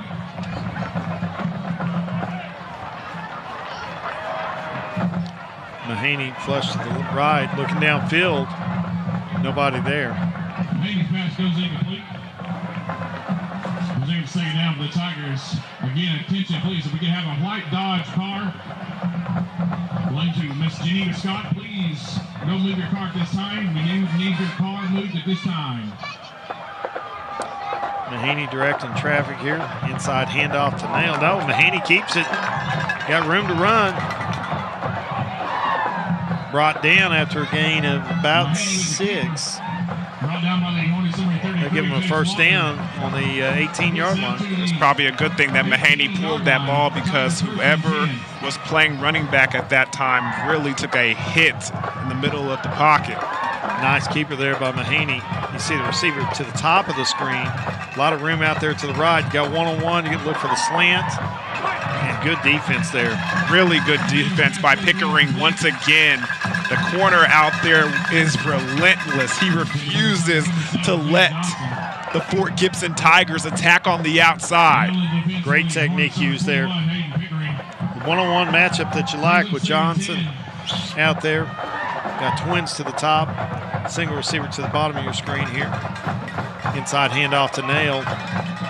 And another run blitz comes in for the Hilldale Hornets, and it definitely makes a difference. And that's another tackle for loss on this Hornets defense. Yeah, I think it was Frazier, it looked like, number 45. Play, 3rd and 9. I think that's 4-down territory for Fort Gibson now. Jumps offside. Flags on the play. Offsides against the Hornets will be a 5-yard penalty. Take the ball down to the 14-yard line. 3rd and 6. Manny takes the snap, hands off inside. Boy, great run right there. Number 5. Wow. Judd Rudd. Score, loses a shoe. I think it's shoe blue. Shoes are overrated. Yeah. As he takes that one into the end zone. Great blocking on the outside zone. He does a good job of showing off the speed, making one guy miss in the open field and taking it in for a Tiger touchdown. We got to get a close-up of that shoe. I think the shoe blew off. I mean, we'll have to find another shoe from the teammate there as the kick is good. We got a 14-7 ball game left here. 1:43 left here in the first quarter in the battle for the rock. See the run again. Rudd off the left side. Good blocking downfield by Cox, and got the matchup they wanted. And here we go. We got a little foot repair action going on here. Yeah, he had one of those spat deals for what the players are wearing for their ankles, and the shoe came off, but the spat never did. So he's having to take the spat off, put the shoe back on, and then you got to put the spat back over the shoe. Yeah, it's a complicated deal, but it looks good. Yeah, absolutely. So your Fort Gibson, had a couple of opportunities here, and you finally convert there. It's got to feel good to have that. Close ball game puts a little pressure on Hilldale here to respond. Yeah, it certainly does. Please remove your cart this time. Especially with the situation they're looking at with the playoffs and everything, they have to get a win here tonight, and especially with it being a rivalry game, you always want to beat your rivals. Absolutely, but the longer this game goes, the more pressure that puts on Hilldale. Johnson back to boot it, kicks it deep one side there. Looks like maybe Pickering. dancing around about the 15. He got nowhere. Oh, he might have a little room to run. Boy, had it to the 20, and then he took it back to the 17. You got to stay forward. Don't lose yardage. He had the right mindset.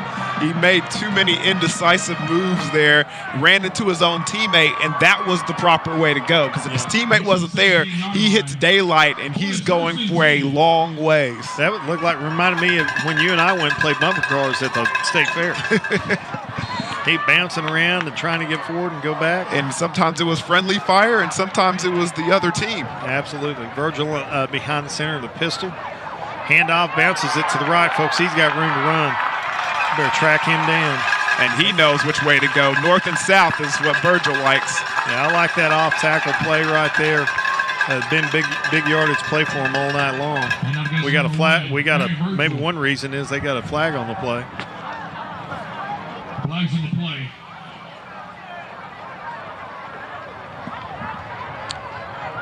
It's going to bring it back.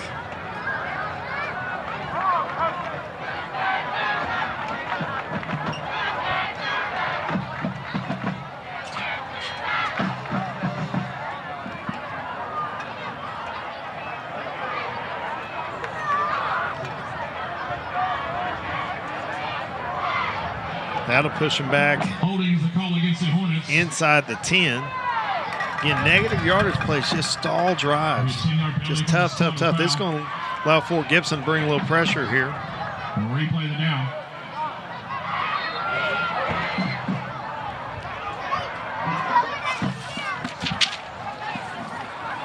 A little windy here in the press box. We got paperwork flying everywhere. Trying to keep it under control best we can.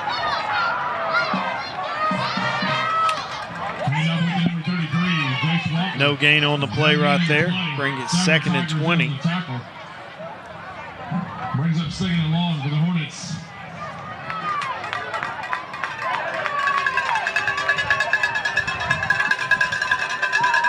What do you do right here? Can you be aggressive? Under a minute play, first quarter, up 14-7 deep in your territory. You going to take a strike here, or you going to just put it in the hands of Virgil? Looks like they got a big hole. Jace Walker in for Virgil.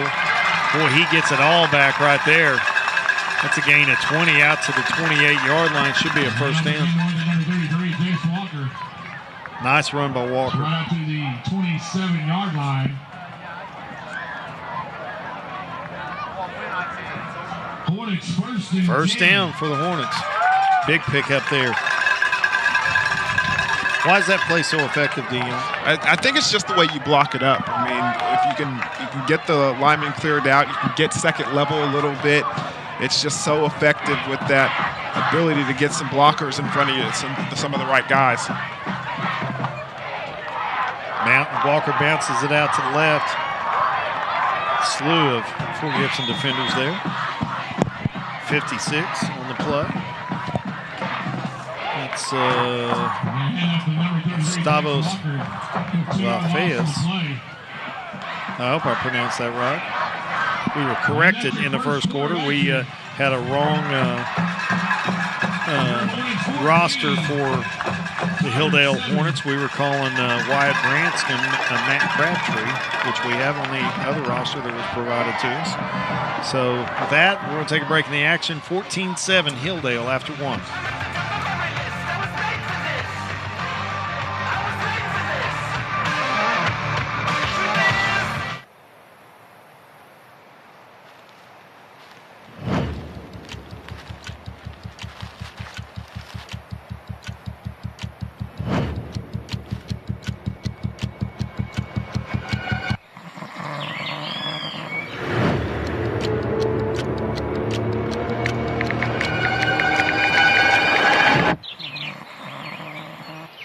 Stop by your local Bravado Wireless store to discover our current plans and promotions. Well, dude, I didn't see anything. We're Bravado Wireless, and we believe in the power of connection.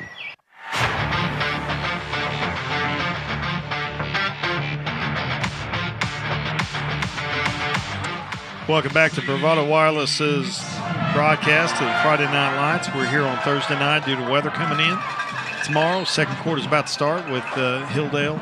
Ball on 34-yard line, 2nd and 8. David bounces it outside. Judd Rudd with the tackle.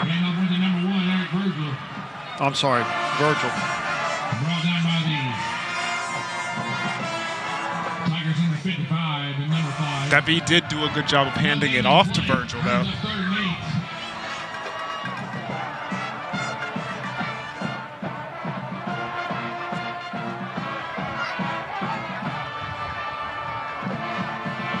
Bring up 3rd and about 8.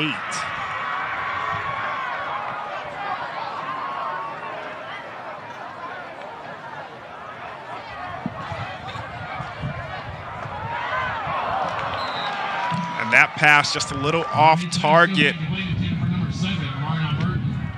as Burton running that, what looks to appear to be a slant route, but just too far ahead because the defenders seem to be in the passing lane. They'd be trying to get it up the top of them. Just can't put the ball on the money. Second punt of the night for Hilldale here. And the punting for the Hornets number 18. Alonzo Perez.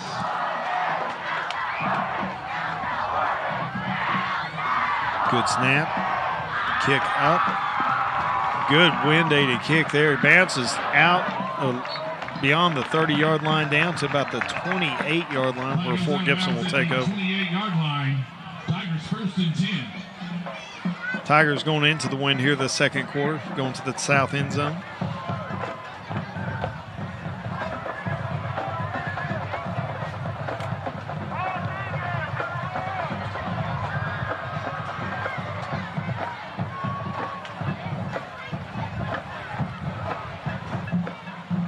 Sort of pass along at halftime on the north side of town.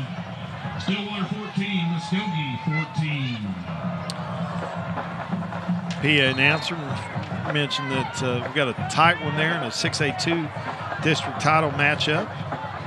14 all second quarter with Stillwater, number 1 team in 6A2, number 4 team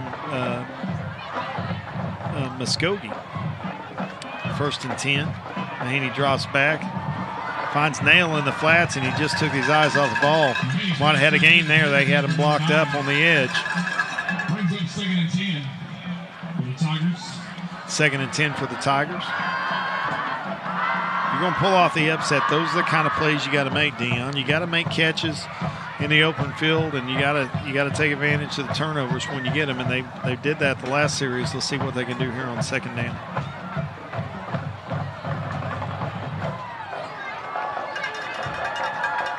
Looks like pressure coming from Hilldale. Run blitz, picked up nicely by Fort Gibson. Gain of 1 or 2. Bring up 3rd and long here. A little behind the chains for Fort Gibson. Brings up 3rd. 3rd and 9 for the Tigers from the 30-yard line. 3-4 defense here for the Hornets. Looks like might be bringing pressure here on 3rd and long.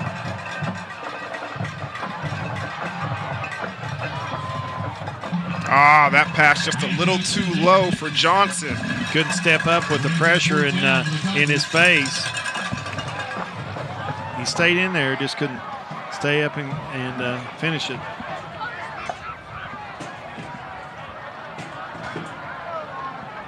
Bring up 4th and 8. Jaden Johnson back to kick for the Tigers.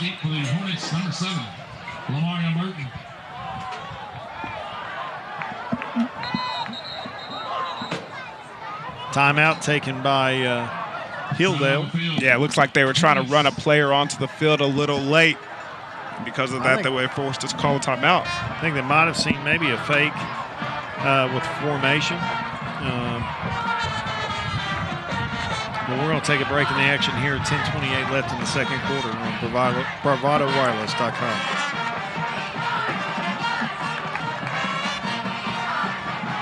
And don't forget to support your Hilldale Crimson Vanguard Band.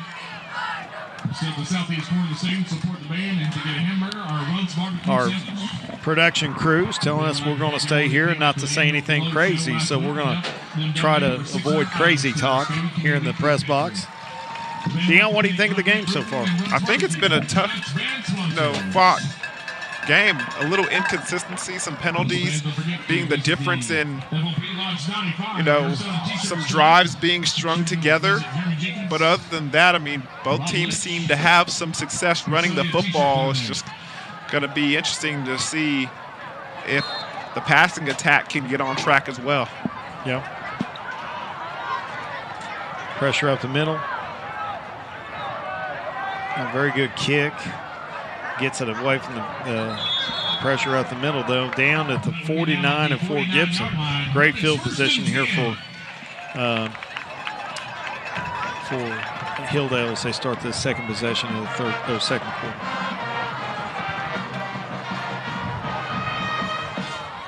Virgil's been dynamic at times tonight. Let's see if they go back to him this possession. He is in the backfield with David. Got trips here left to the top of or bottom of your screen. First possession, first time we've seen that tonight. Pistol formation.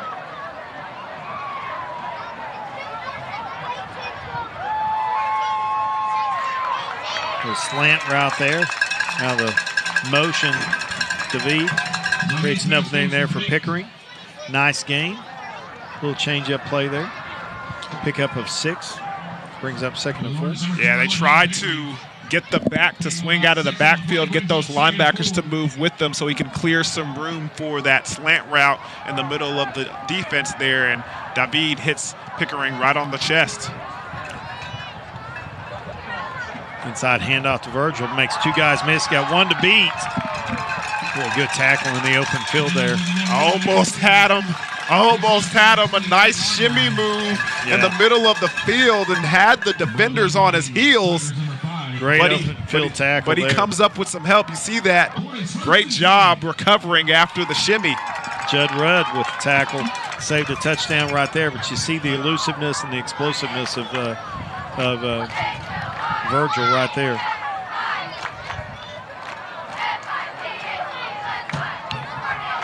Twin receivers to both sides.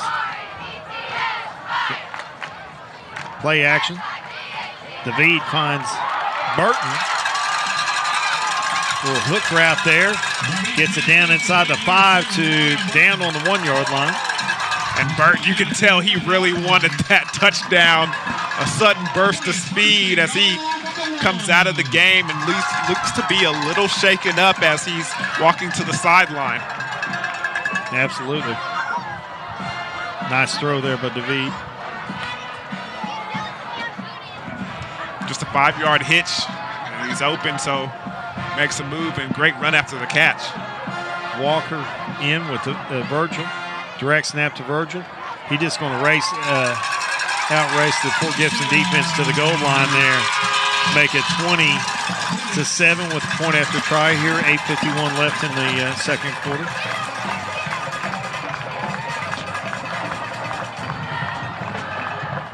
Good play call, good design, just a direct snap to number 1. And he just gets to the outside. Great blocking by the offense and on the perimeter for the Hornets. Hilldale capitalizes on good field position there, and point after try by Schiller. Kick is up. And good. We'll take a timeout here in the action. 8:51 left in the second quarter. Hilldale leads Fort Gibson in the battle for the rock, 21-7.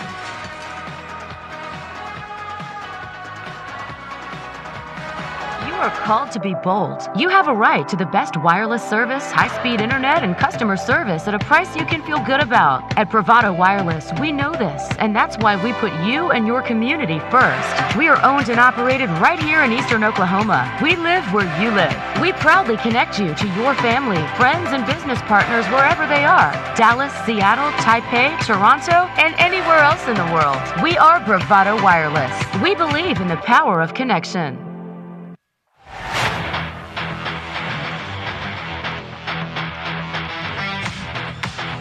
Welcome back to Hornet Stadium here in Hilldale, Oklahoma.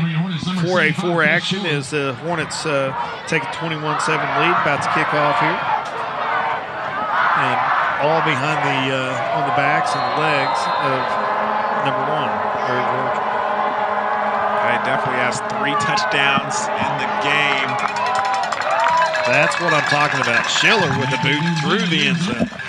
Been waiting for it all night. Waiting to see that leg with a win. So possession will start here for Fort Gibson on their 20-yard line. Other action around the state, close one watched by a lot of people. Jinx is tied 14-all with Bixby with 3 minutes left in the second quarter.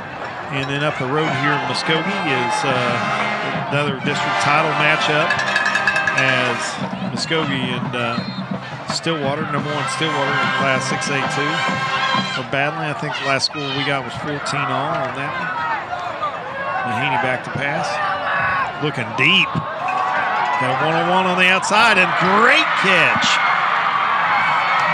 Great adjustment by Waggle. Way to look for the ball, locate it, adjust yourself, and come down with it. Great throw by Mahaney. And then look, Waggle sees that the ball's underthrown, comes back and comes and gets it. Going quick here. They only have the chain set, and Fort Gibson handoff to Nail picks up about 1. But you see the wind affect that ball, but it was a great adjustment, as you said, by Waggle to come back. You see sometimes back shoulder throw. I don't think that was intentional, but it was a great option there. When they got him deep over the top, going to Waggle again. They've got some one-on-ones that they like.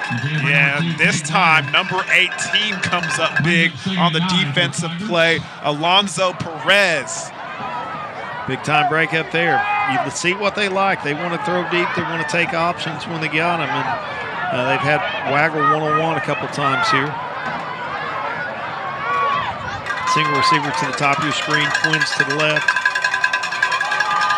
Inside handoff to Nail on third down. That picks up 2, maybe 3. And I went into Tigers number 9, Rudd. 2 yards on the carry. And they're going 4th and 6 here.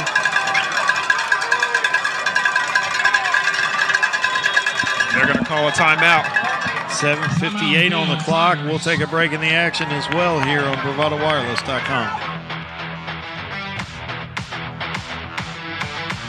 There is truly no place like home. Right here in Eastern Oklahoma, Bravado Wireless provides the best unlimited talk, text, and data for only $40 a month. We believe in strong, connected communities. That's why we live stream community events like local football games. You may not know us by name, but we'll be at the same festivals and cheering for our kids on the same sidelines. Because we live where you live. Visit BravadoWireless.com or visit one of our stores, where we make it easy to join our family. Bravado Wireless. We believe in the power of connection.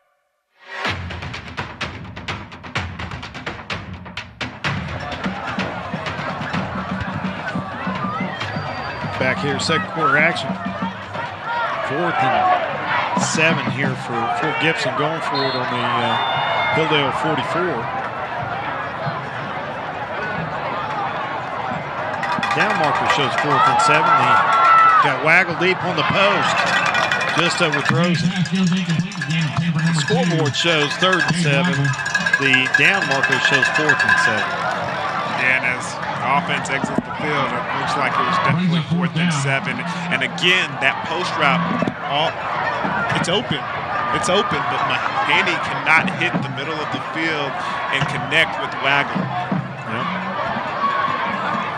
Like the aggressive behavior here for the Tigers, but nice connection early in that drive to Waggle, but unable to convert again. That drive, turnover on downs in Hilldale territory. Down 21-7, I like the call. See how Hilldale responds. Pistol formation, handoff to Virgil. Bounces it left, cuts back to the right. Makes a couple guys miss and gains 6 out of nothing. That was impressive because he had nowhere to go. He showed a little bit of patience and waited for the play to kind of develop, and then he sees the cutback and he hits it. Yeah, really good patience right there. Walker in for Virgil. Snap over David's head, and he'll take a loss of, well, that's a big loss, folks. That's a loss of 9. We'll bring up 3rd and 13. Well, let's look at the optimistic side of things. Could have been worse. Could have been a lot. Could have been a turnover. Good job by David of corralling it and just getting on the top of it and saving it for another down. See how aggressive they are on 3rd and 13. You got Burton one-on-one on the outside. Comeback route. Finds him at the sticks, and he makes it 1st and 10. Great complete. I'm sorry, that is Burton. And again, just like you said, a nice comeback route from the outside. Big-time wide receiver for the Hilldale Hornets. Just threatens up the field with that vertical and that speed, and good timing by him and David. Yeah, good communication there by that duo. Walker gets a handoff inside. Boy, he's just corralled by a bevy of Tigers, led by number 20, who, again, is not on our roster. Number 55 was there as well, John Lewis. Ball swat the 43-yard line. Virgil enters the game once again for the Hornets on 2nd down. You see his lean in his stance. Handoff by Virgil. He's gone, folks. Just with a leisurely stroll, Curtis. With a leisurely stroll. He sees the hole, he attacks it, and once he hits the open field, he has all the confidence in the world that nobody's going to catch me, and he takes it in with the leisurely stroll. 43 yards on the score there. 4th touchdown on the night by Eric Virgil. He scored on runs of 16, 60, 43, and 11. Schiller with a point after. 6:19 left here in the 3rd, or 2nd.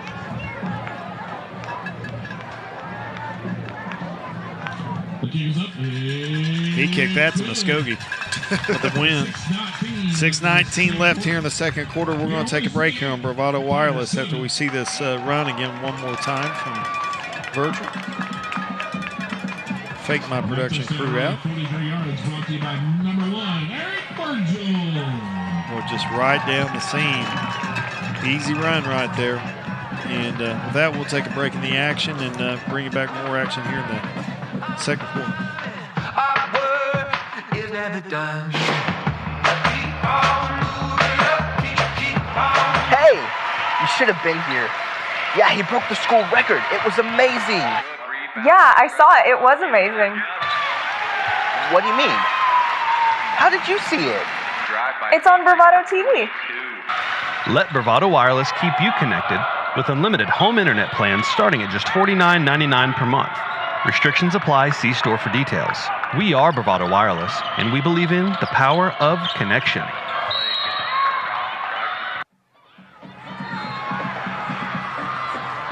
Schiller set to kick for Hilldale. Boots it deep. Waggle not going to have a chance to return this one. Sits through the end zone, and Fort Gibson will get the ball back. 6:17 left in the 2nd quarter. Trailing 28-7. 1st and 10 on their 20. Dion, what makes Virgil so dynamic as a runner? Is it his vision, his speed, or all the above? Man, I think it's more than likely the most visible attribute that you see when you see him run the ball is his patience. Is his timing, getting the ball, getting to the hole, being decisive, and then you see the speed when he turns it on. Because when you see the speed and he turns it on in the open field, it's electrifying. Mahaney back to pass, play action. Boy, dangerous throw right there. Sidearm to Waggle. Had to throw it around a rushing Hornet. And Jace Walker almost picks that thing off and takes it the other way. Yeah, dangerous play right there. Single receiver to the bottom of your screen, twins to the top. Look for a running back. Nail back in here for Fort Gibson. had a good night running the ball for him so far. Nail with a handoff, sweeps left and got nowhere. I mean, nowhere to run. It's like number 11. Brought down by the Tigers number, correction, the Hornets number 11. Aiden Jenkins on the play. Bring up 3rd and 11. Bring up 3rd and 11.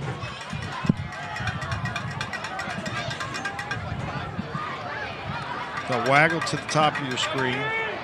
One-on-one, but you see Walker cheating over. You might have a little help over the top here. Burton's got him. Mahaney throws it deep. Whoa. That was almost picked off. Yeah, and I'm wondering if somebody got a hand on it at the line of scrimmage. The way it came out of his hand, it looked like it was going to be an effective pass down the field, and it kind of came up short. Let's take another look at this on the replay. Jenkins with a great drop. No, I think that one might have just caught the wind and kind of took a nosedive. Absolutely. Tough win tonight here for these quarterbacks. And Jenkins with a good drop into the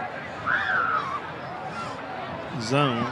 And that's why they want to continue to run the football, but it's kind of hard to do when you get behind the chains and it's on 3rd down and you have to force yourself to pass the ball down the field.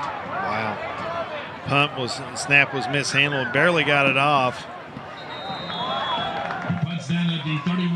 31-yard line, so that's a punt of 12 yards.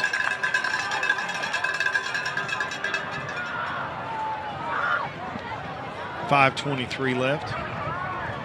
Great field position here for the Hornets.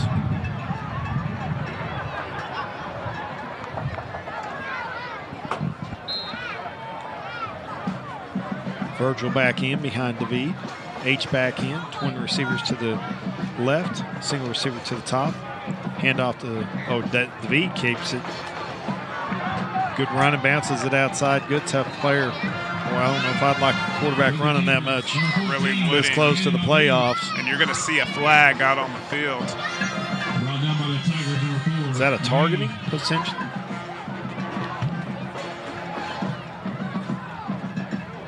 About 2 yards on the carry. Gain about 2. Looks like it's going backwards, so probably got a hold on the play. That's what I'm guessing as well. Did not. And you're right. It's a hold. Replay the first down. Takes the ball back out to the 37-yard line.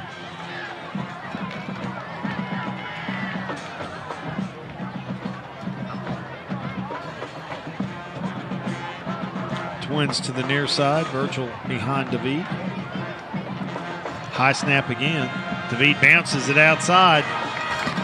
Boy, I thought if he kicks it further out there, he's got a lot of room to run. He turned it up the field and met inside by a couple of Tiger defenders. Brought down after a gain of about 7, maybe 8.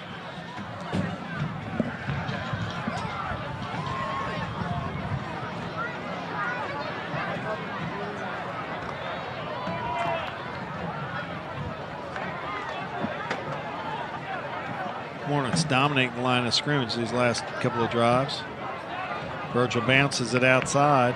Got a block on the edge. Great patience once again. And he finds a way to get a first down out of nothing. There is a flag on the field. 15-yard line. As a Fort Gibson Tiger is slow to get up as well. 78 there. Douglas Two Shields hustles off. Holding was the call. Another holding penalty on the 25. Those will back this up to the 35, I believe. That's some officials that can't count this year, but not tonight. These guys are sharp.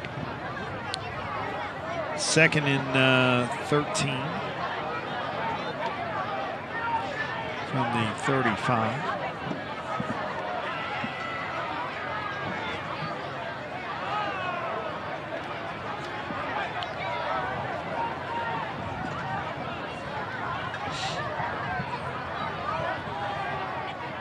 Walker in behind David. Little option play. David keeps it.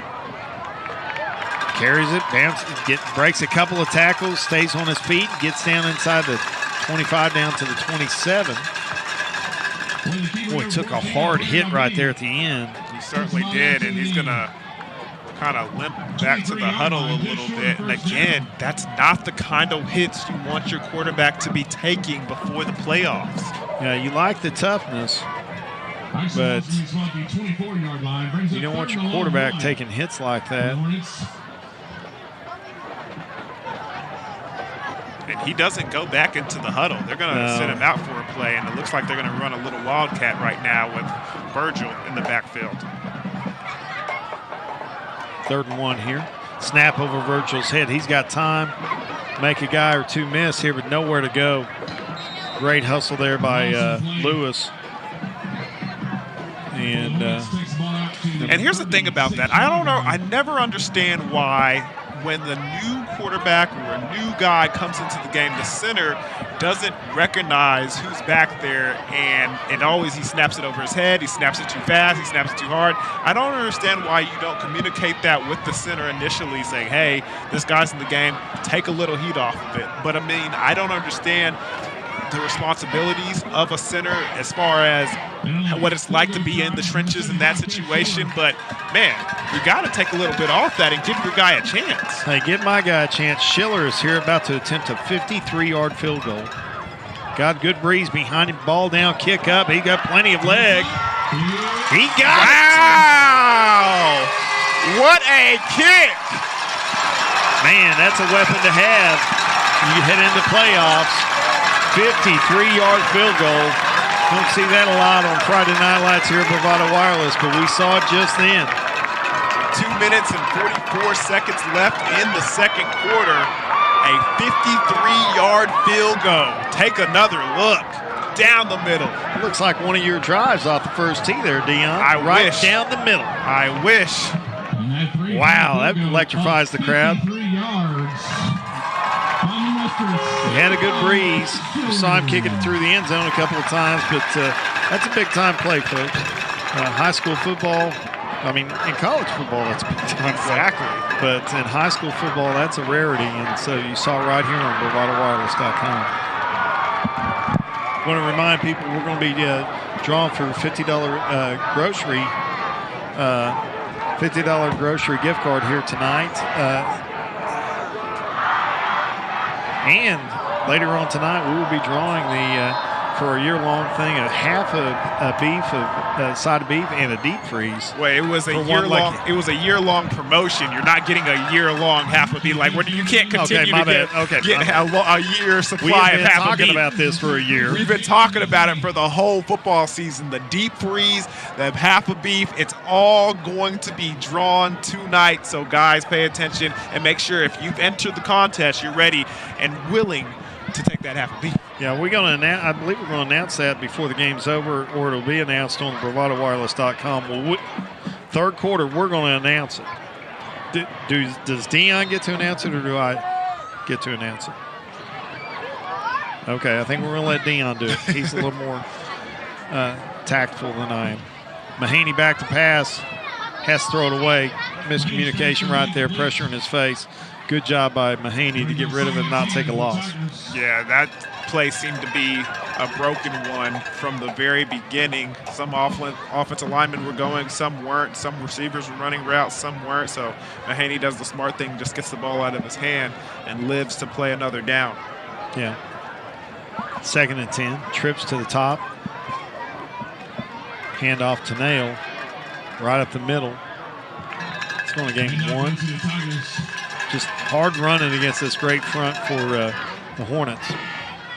Number 9. A lot of run blitz action from them. You're going to see trips here. It's about 2 yards on the carry. 3rd and 8. Number 9, Mayo. Several Hornets in on the tackle. Brings up 3rd and about 8. For the Tigers. Clock ticks. Just about to 2 minutes left here in the second quarter.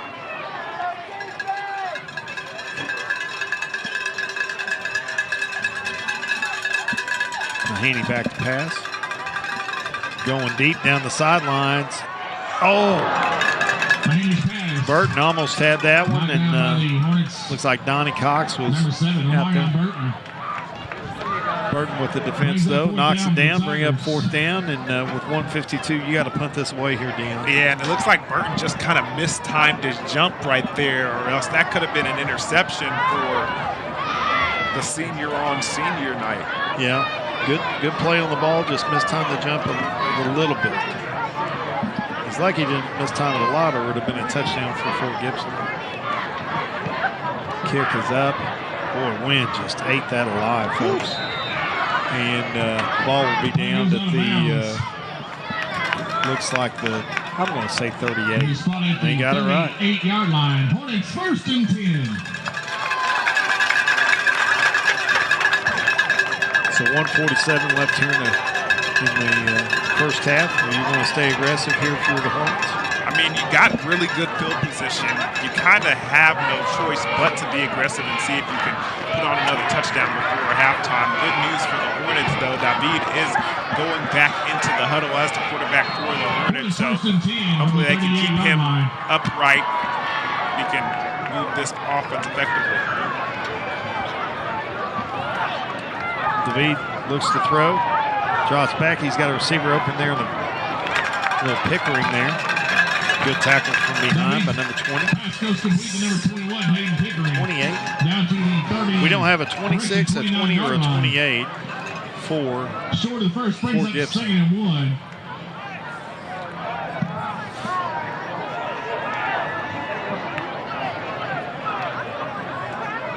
David directing traffic. Motion out here by Virgil. He's down the sidelines on a wheel route, and he's got Burton open on the post for a touchdown. Nice combo route there with Virgil coming out on the wheel route. Safeties came up, threw it over the top to Burton for a nice score there. Yeah, and David comes over here and celebrates with the student section as he throws a dime on senior night. Absolutely, 111. Quick drive there. 37-7 with a point after the count. Extra point, number 75, Cash Schiller.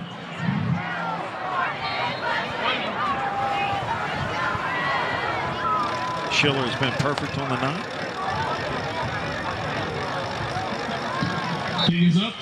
It's good. And he stays that way. 38-7, 111 left here in the second quarter. See Burton get some love from his teammates. Big night for him on senior night. Taking the helmet off so we get a close-up of it.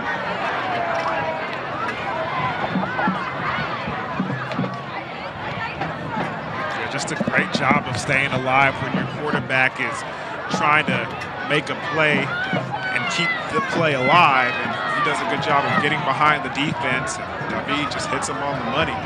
Yeah, I really like that combination, though. I mean, you got to come up, think about Virgil down the sidelines on a wheel route, and it's a pretty good combo route. You want to make somebody make a mistake there every time. Yeah.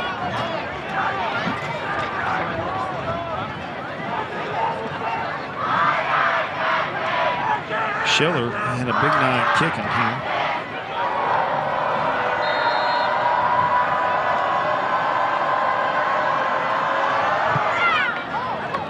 Boots having out of the end zone. Fort Gibson ball on the 20. He goes in the end zone, touchback for Tigers. Takes the ball out to the 20-yard line. Tigers 1st and 10.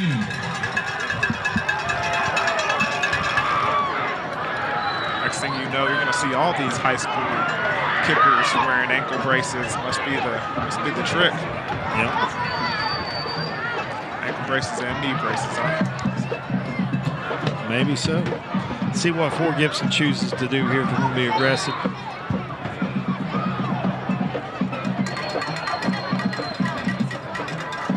Nail takes a handoff, cuts left and back up into the middle there, gaining about 4. Nice patient running there for himself. Gets out to the 24-yard line. They go 4 on play, brings up 2nd and 6. Nail with the handoff once again, net in the middle. Again, handoff goes to Nail. Takes a couple nice shots. It's about 1 yard on the carry, brought down by the Hornets number 1, Eric Virgil. Virgil on the tackle. He's playing both sides of the ball tonight. Playing them well, too.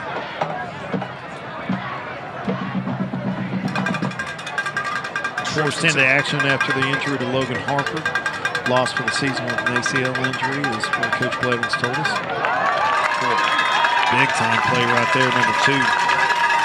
Mason Pickering, sophomore, good looking athlete.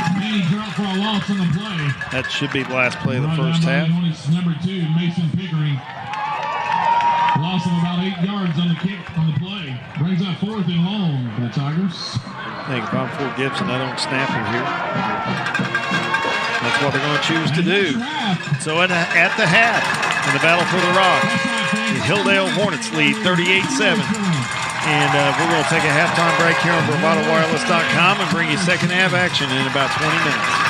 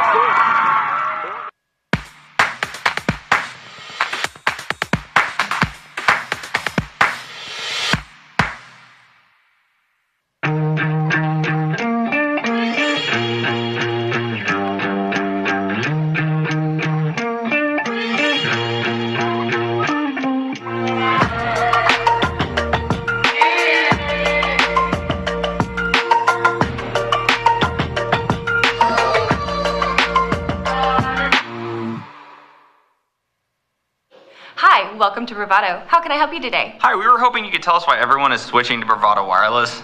It's probably because their plans start at just $40 a month. Yeah, and they have unlimited high-speed data. And the same nationwide coverage. But they probably have really old, outdated phones. No, actually they carry the top-of-the-line Samsung and Apple devices. But how? I don't know, but they must be doing something right. They've been family-owned and operated since 1911. So you're telling me that Bravado Wireless has a $40 per line per month plan, unlimited high-speed data, the same nationwide coverage, and all the latest Samsung and Apple products? Yep. Stop by today to take advantage of our $40 a month per line plan. A deal so good, you might just want to switch. We are Bravado Wireless, and we believe in the power of connection.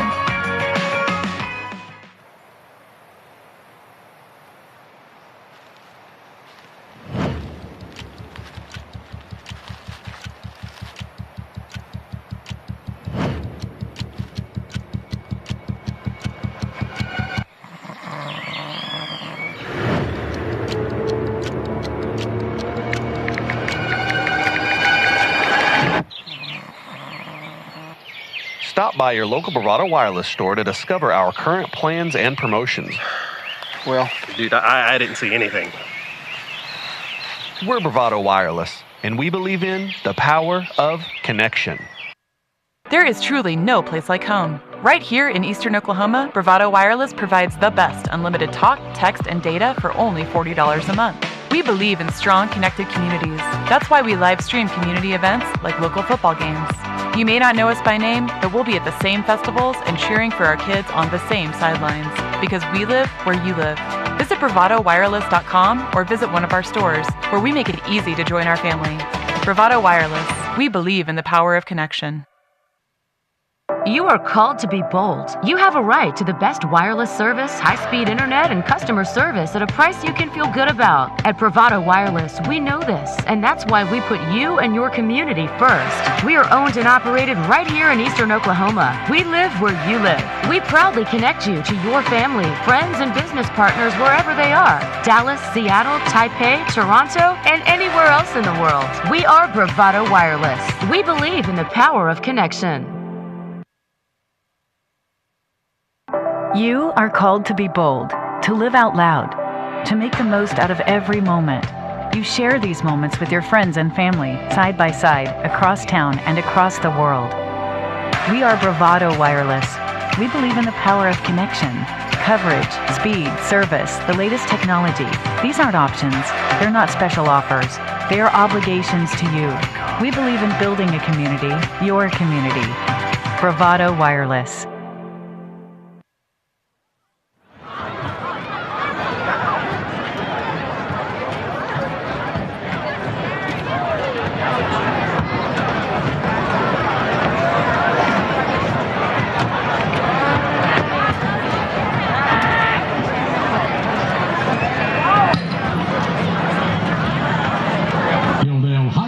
Proudly presents for your halftime enjoyment the Hilldale Crimson Vanguard. The Vanguard is under the leadership of Tad Clark and Lacey Cloud. Color Guard Coordinator Angel Clark. Percussion Coordinator Jeffrey Jones. The Drum Major Lauren Field. Following their tradition of bringing classical music to the football field, the Vanguard will present their competitive show this evening entitled Of Gods and Men, featuring the music of Antonin Dvorak with Symphony No. 9, the fourth movement, and From the Planets by Gustav Holst, Mars, the Bringer of War, and Dies Irae by Giuseppe Verdi.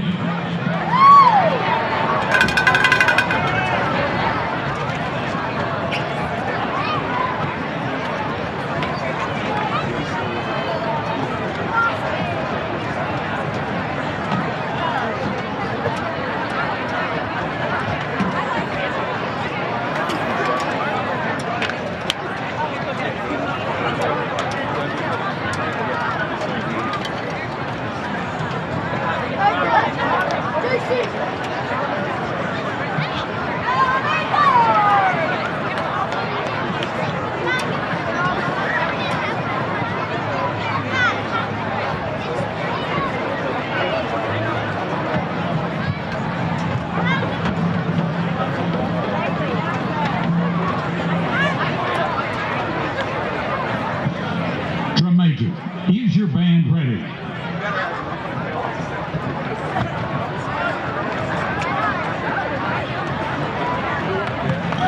And now, the one, the only, that band from Hornetland, the Hilldale Crimson Vanguard. It was the gods who created man, and man's prayers fed the gods' immortality. But in time, mankind grew restless. They began to question the gods and finally rise up against them.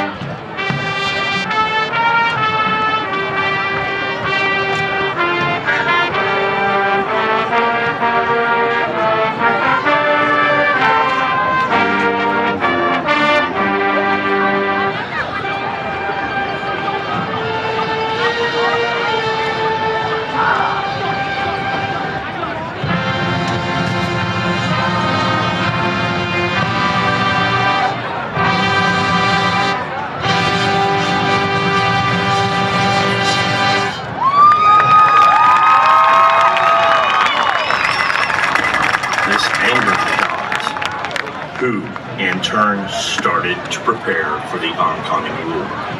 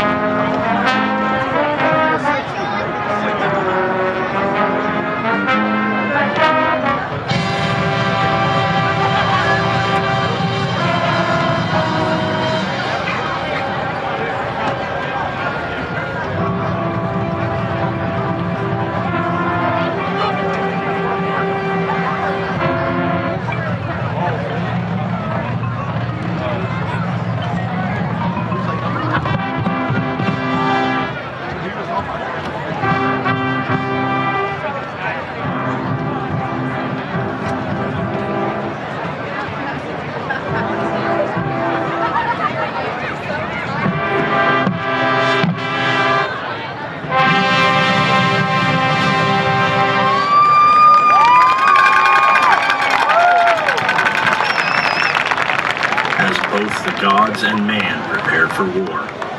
The battle for the supremacy of Earth began.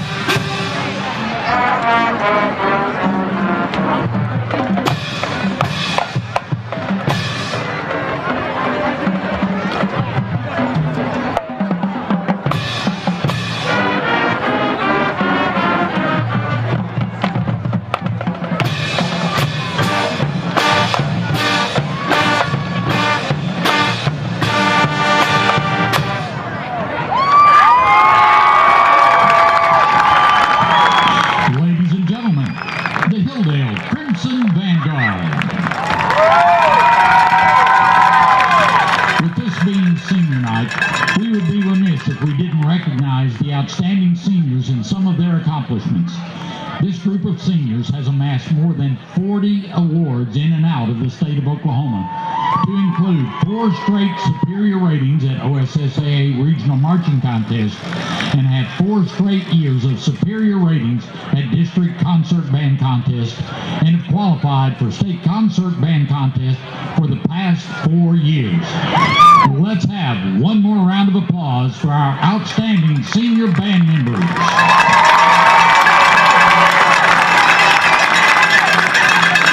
These seniors have set a standard that is of the highest caliber. At this time, the seniors will take off their shoes and leave them on the field that they have spent hours sweating, bleeding, and crying on over the last 4 years, as this is their last marching performance. Who will pick up the standard and continue to push it even further? Those who are picking up the shoes are current 8th grade band members. It is now on them to continue the legacy and standard left by these amazing seniors.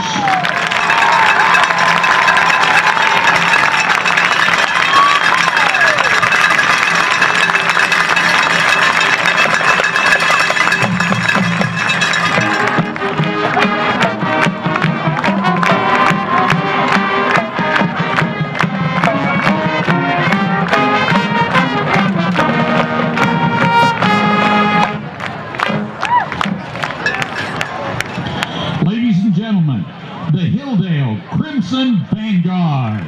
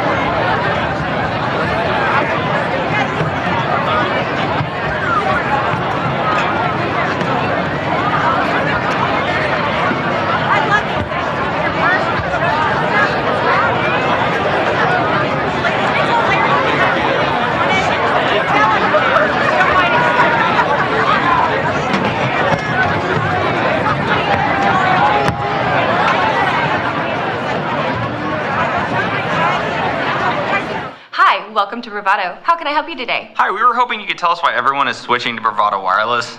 It's probably because their plans start at just $40 a month. Yeah, and they have unlimited high-speed data. And the same nationwide coverage. But they probably have really old, outdated phones. No, actually they carry the top-of-the-line Samsung and Apple devices. But how?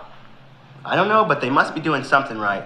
They've been family-owned and operated since 1911. So you're telling me that Bravado Wireless has a $40 per line per month plan, unlimited high-speed data, the same nationwide coverage, and all the latest Samsung and Apple products? Yep. Stop by today to take advantage of our $40 a month per line plan. A deal so good, you might just want to switch. We are Bravado Wireless, and we believe in the power of connection. You are called to be bold. You have a right to the best wireless service, high-speed internet, and customer service at a price you can feel good about. At Bravado Wireless, we know this, and that's why we put you and your community first. We are owned and operated right here in Eastern Oklahoma. We live where you live. We proudly connect you to your family, friends, and business partners wherever they are. Dallas, Seattle, Taipei, Toronto, and anywhere else in the world. We are Bravado Wireless. We believe in the power of connection.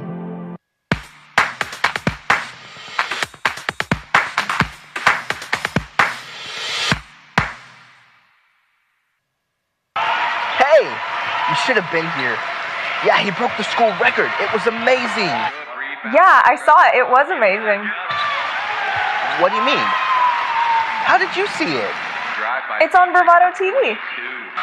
Let Bravado Wireless keep you connected with unlimited home internet plans starting at just $49.99 per month. Restrictions apply. See store for details. We are Bravado Wireless, and we believe in the power of connection.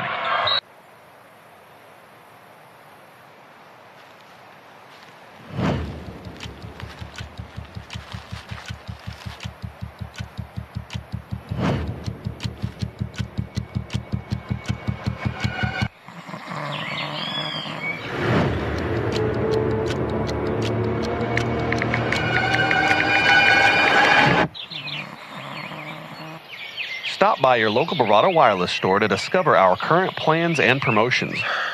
Well, dude, I didn't see anything. We're Bravado Wireless, and we believe in the power of connection. You are called to be bold, to live out loud, to make the most out of every moment. You share these moments with your friends and family, side by side, across town and across the world. We are Bravado Wireless. We believe in the power of connection, coverage, speed, service, the latest technology. These aren't options. They're not special offers. They are obligations to you. We believe in building a community, your community. Bravado Wireless.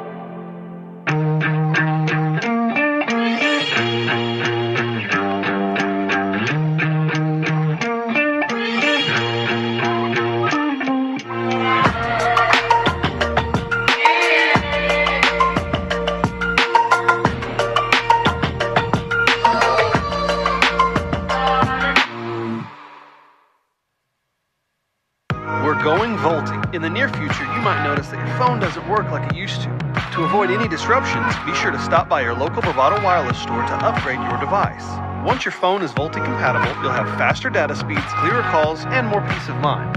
There is truly no place like home. Right here in Eastern Oklahoma, Bravado Wireless provides the best unlimited talk, text, and data for only $40 a month. We believe in strong, connected communities. That's why we live stream community events like local football games. You may not know us by name, but we'll be at the same festivals and cheering for our kids on the same sidelines, because we live where you live. Visit bravadowireless.com or visit one of our stores, where we make it easy to join our family. Bravado Wireless. We believe in the power of connection. I take the whole city down with this.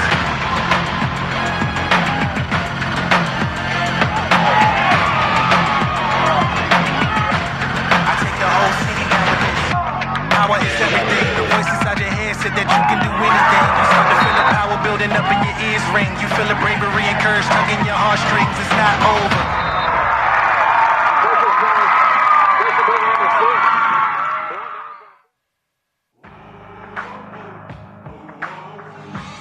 Welcome back to Hornet Stadium. Ready for second half action here pretty quick for the between the HILLDALE Hornets and the visiting Fort Gibson Tigers in the battle for the Rock.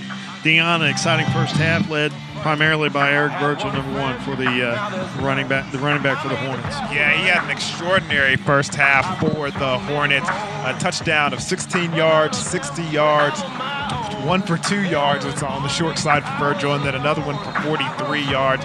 So a very good first half by him at the running back position and leading the Hornets to a really good lead as the score right now stands 7-38 as Hornets lead it on senior night.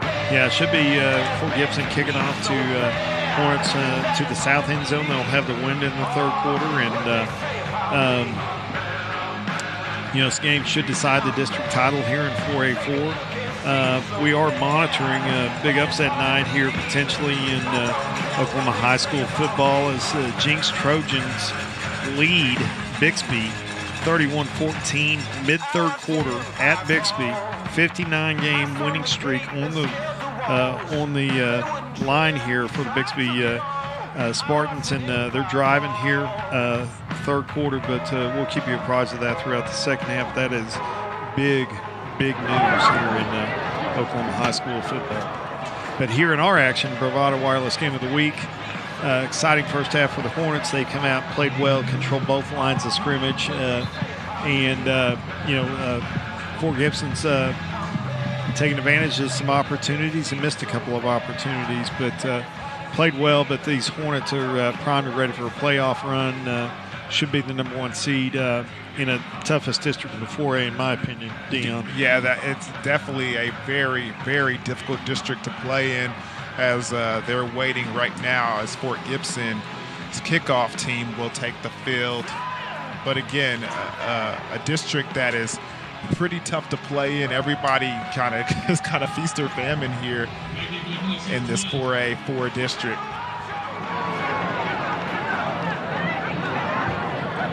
Brady Scott.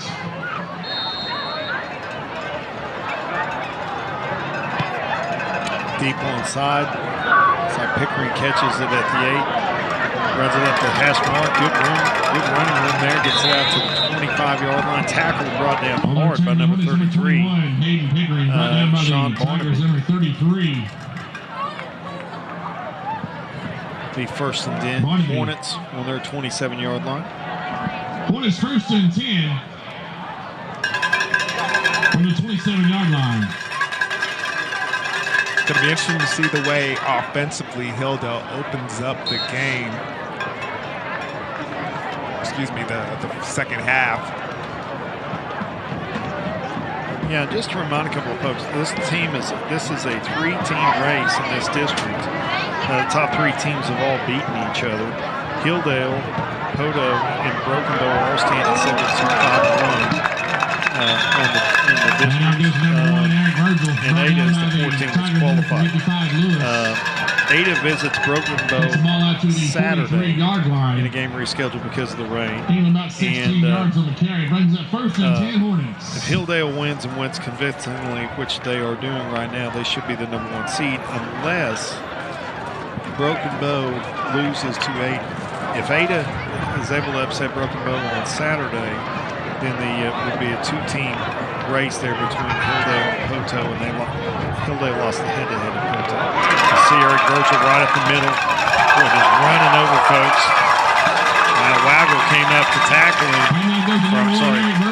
Judd Rudd came up to tackle him. Was met with a force. See the replay right here. Yeah, you could see he knows he can't outrun this angle, so he has to make a decision. He tries to cut around Ruggs, but Ruggs in the way, so he just decides to go through him. Yeah.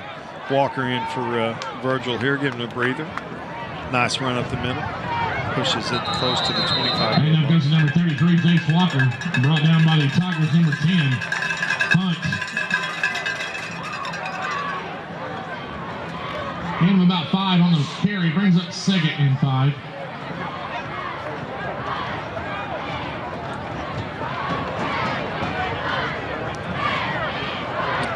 Second and 5 here.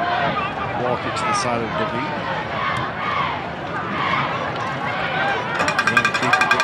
Lead right there. DeVee carries him inside the 20 down to about the 17 where he's tackled. Creighton gives him first down. Takes him out down to the 17-yard Yeah, he truly line. is, because again, I'm surprised that they're choosing to allow David to have the option to run the football in this one as a Fort Gibson Tiger is down. Looks like we're going to take a break in the action. We'll take a quick time out here on BravadoWireless.com and then send it to the music player.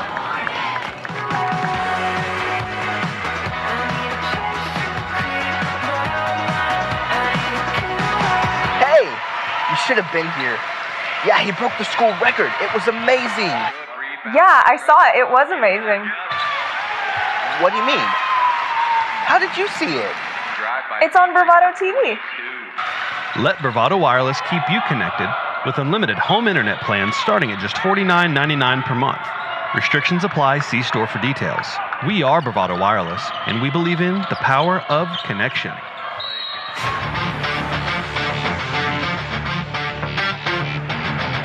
Quick return to the action here on BravadoWireless.com. David in the pistol formation. Hands off to Walker. He bounces it left. Good blocking on the sidelines. Pushed out around the 11-yard line. Inside Jaden Johnson. 20 there also. Hand up with number 33, Jace Walker. Good hole over there on that left side as Walker's able to get to the outside and pick up about 6 yards on first down. For the Hornets. Second and 4.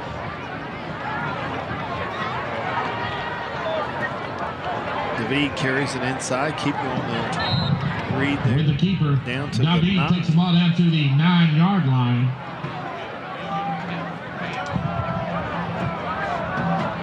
Third and about a long 1 for the Hornets. Several Tigers in on the tackle.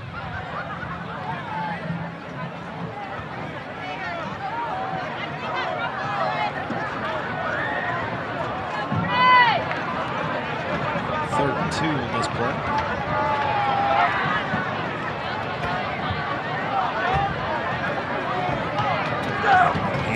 Hands off inside to the big fella.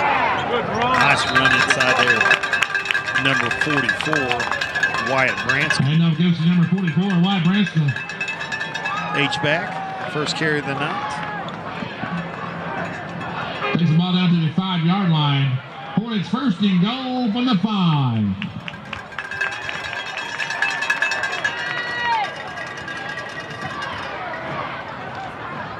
First and goal from the 5 here.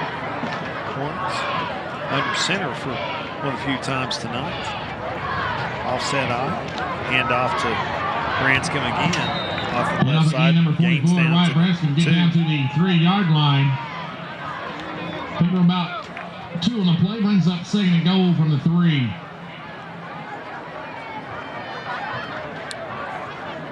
Second and goal from the 3 here.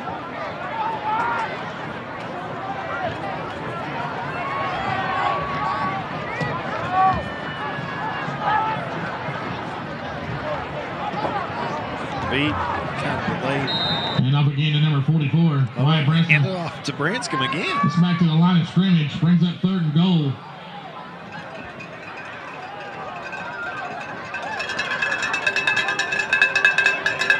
Tim Virgil carrying much here. Now they're trying to get the ball to Branscombe. And big, good-looking sophomore. Fullback in this I formation.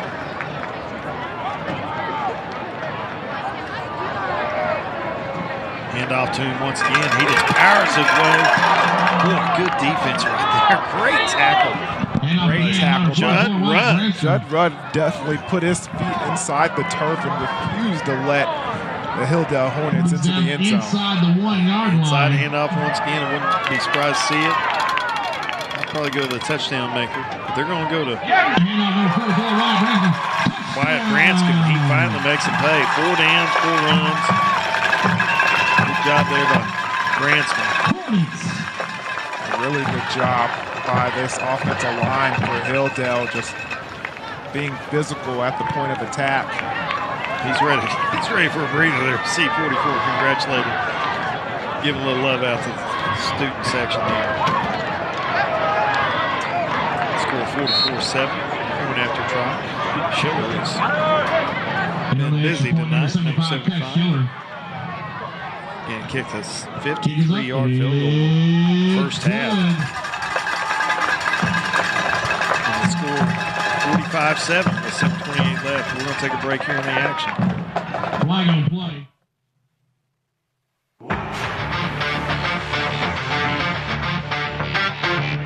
Big wireless companies keep getting bigger and bigger, but their coverage where you live is still small. At Bravado Wireless, we provide the best unlimited talk, text, and data for only $40 a month, right here in Eastern Oklahoma. You deserve to connect fast to your family, friends, and colleagues, wherever they are, with no interruptions and no excuses.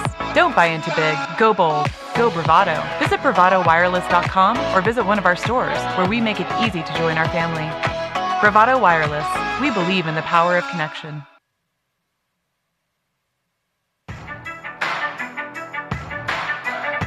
44, and his first career touchdown, Wyatt Branscombe.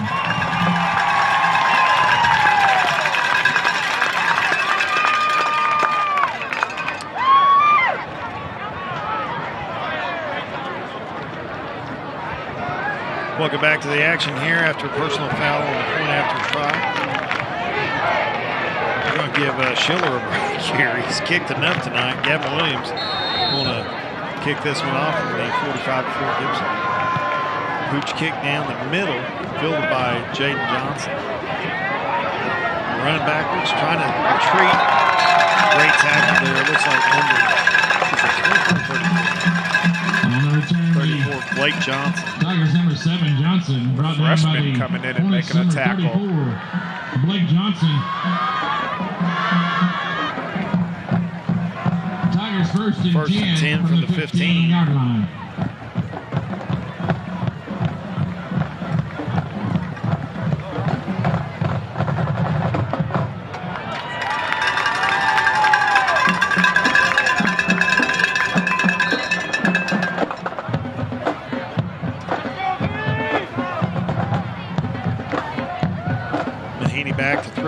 Screenplay, little tunnel screen right there to Waggle, sniffed out by the Hornet defense.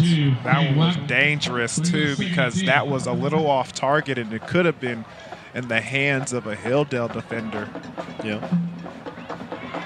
Update on Jinx Bixby game. 3:50 left, third quarter. Jinx leads 31-21.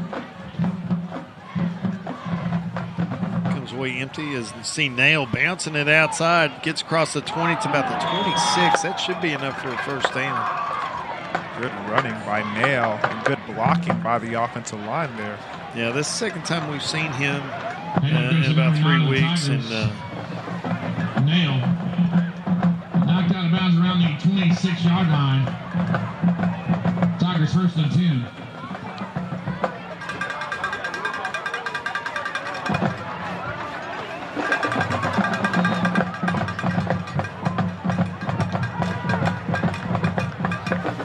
Handoff to Nail. Avoids tackler, bounces it up across 32-yard line right there. Goes to number 9, Nail. Good possession here. Around the 33-yard line. Fort Gibson doing a good job of driving the football. Trying to go quick here. Mahaney's barking out signals. Gets the snap before they're set. Handoff to Nail, going to the right now. Cuts it up the middle. Boy, almost had a lot of daylight there. Shoestring tackle there. Saved a big gain. Milton is the one that grabbed him by the ankle, was able to keep him down on the turf. Got an injury on the field there, but looks like 47th grade, Rocker Milton. Looks like number 50. Is it 58? Officials timeout. Yeah, 58. Ryan Caps.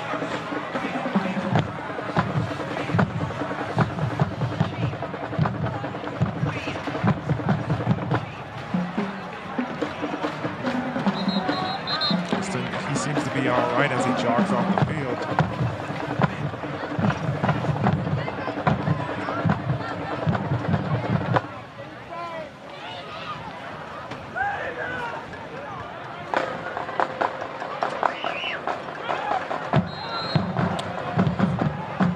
First and 10 from the 40. Mahaney takes the snap. Keeps it off a fake handoff. He's up the middle, gains 12. Nice gain, dive up there.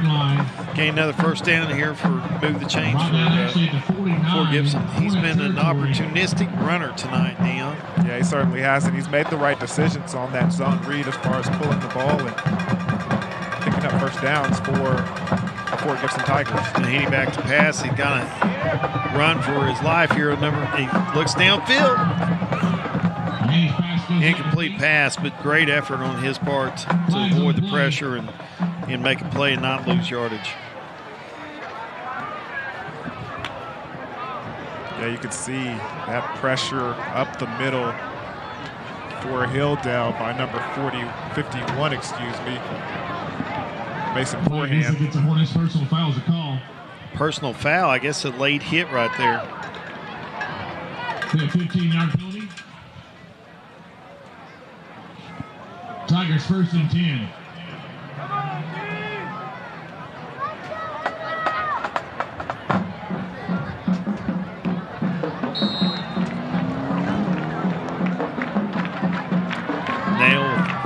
Good run right there. Makes a guy miss. He's got one guy to beat.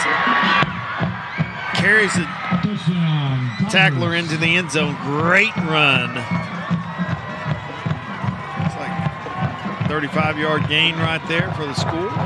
Judd Rudd with the excellent dash to the end zone as the Fort Gibson offensive line paves the way, and he goes in for the touchdown.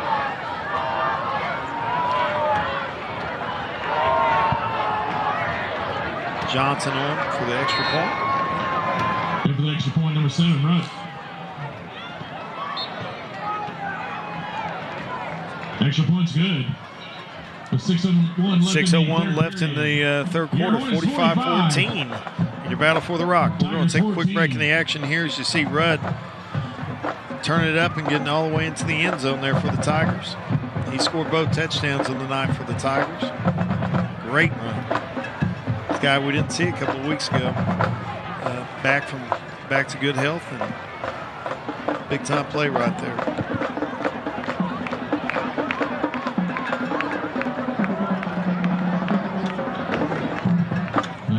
flag on the extra point against the Hornets.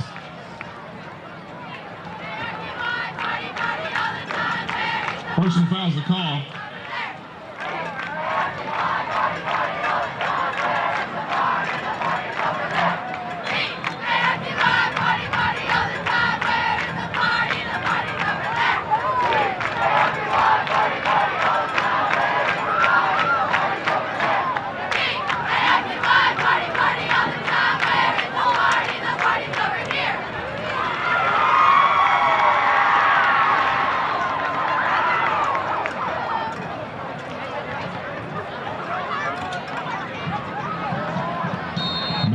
Number 12, Brady Scott.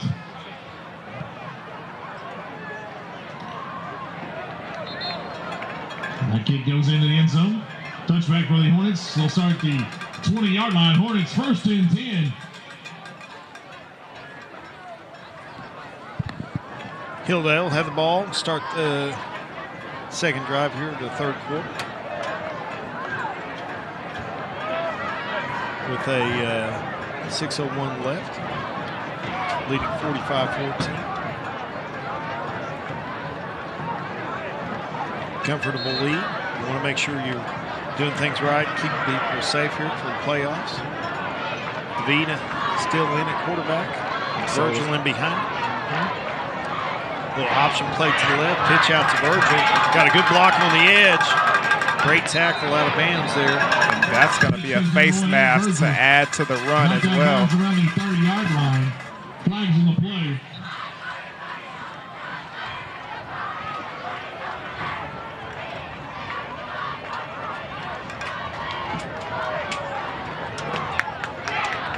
Personal foul against the Tigers. Face mask. Add 15 to it.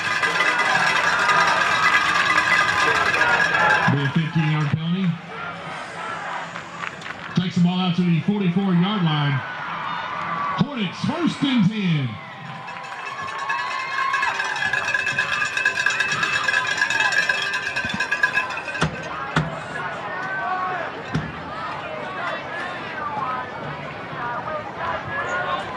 First and 10 Hornets after the face mask. David, keeper up the middle. Game about with the keeper number 14, Dan David. Takes the ball out to the 47-yard line. Pick up about 3 on the carry. Brings up 2nd and 7.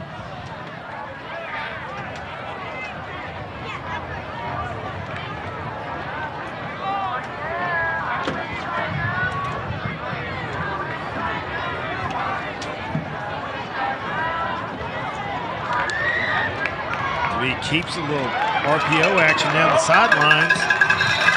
David pass goes complete. Pickler. Number 12, Brady Scott. No, can't see that number. Brady Scott on the catch. Knocked out of bounds around the first down play. Nice little RPO in there. Tiger territory. Hornets first and 10.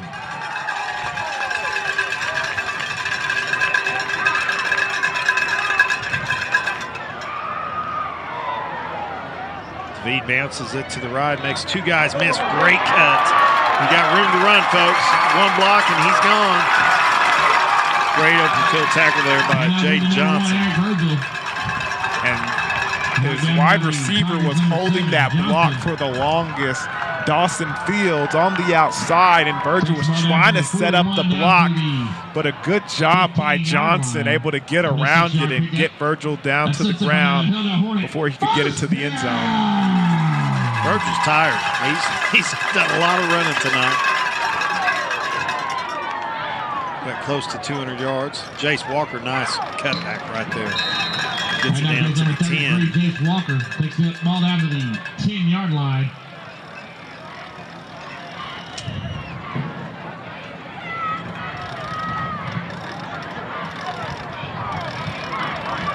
They go 5, brings up 2nd and 5.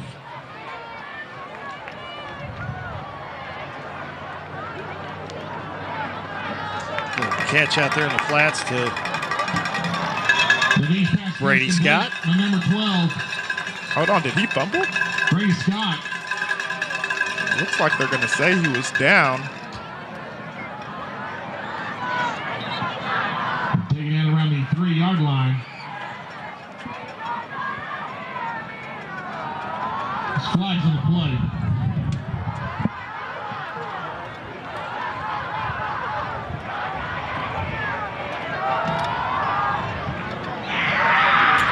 He's going to push back for the Hornets.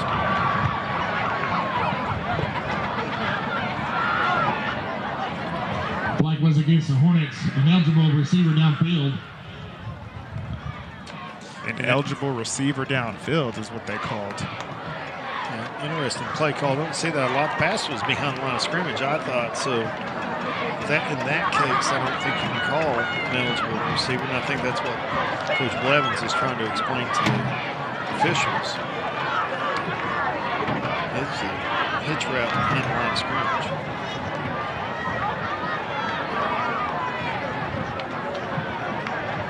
We'll take it back. Is that loss of name thing?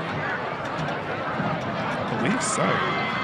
So it should make it third. Second down. The flag was against the Hornets. An eligible receiver downfield. Does anybody really know? Does anybody really? You know, the tough thing about football rules is they're different at all three levels. Yes. If it would make it better for all of us fans and spectators if we had the same set of rules for all three levels. Yeah, but that's on the coach's job to kind of educate your players and yourself on the rules, and especially the referees. I mean, they're the ones calling the game. Nice play inside. Jace Walker going to walk into the end zone. Little wildcat action. Handoff by Virgil. He's used to getting a handoff. He gave it there. And waltzed into the end zone to make the score 51-14. Good blocking on the outside, too. Looked like number 2, Mason Pickering, was the one that picked up the block to spring Walker loose and get into the end zone. Yeah, the running backs get all the credit, but I'm telling you, the downfield blocking for both teams tonight on the outside by the receivers have been really strong. Good job. You see a lot of one-on-one matchups. Both teams trying to load the box to stop the run and put pressure on the quarterbacks. And so if you get good blocking on the edge, you've got room to run. It's a big-time play. With the kick after good, score 52-14, 3:50 left in the third. With that, we're going to take a quick break here on BravadoWireless.com.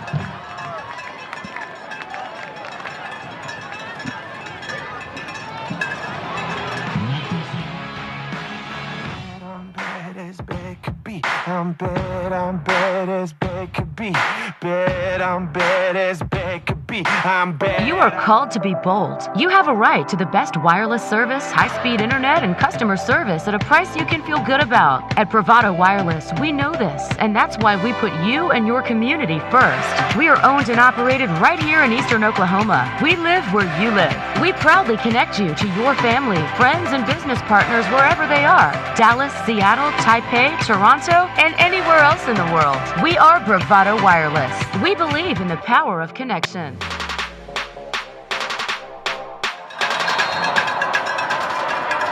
Kickoff back here.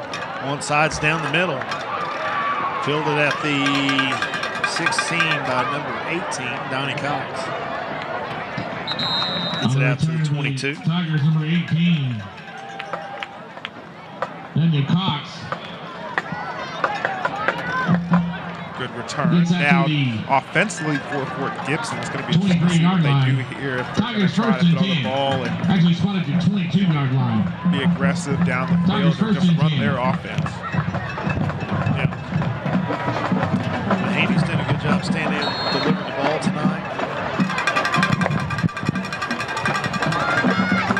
Now bounces. That's a great play on the edge. We got a hold. It's still a great play there by Eric Virgil. He's gotten a lot of credit on the offensive side of the ball tonight. Great job on the outside linebacker there. Good penetration. Stuff's nailed for a loss.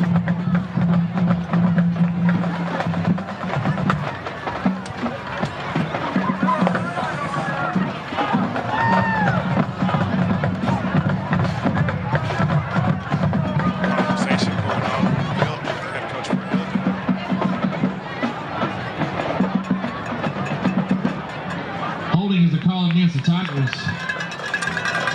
Decline. Call, bring it back. By the Hornets. I think they declined. A loss on the play of about 7. Yeah, I think they declined that. It's second and 16. Pistol formation. Hand off to Rudd. It's to the 15. They hand off to number 5. Swarm of Hornets in on the tackle.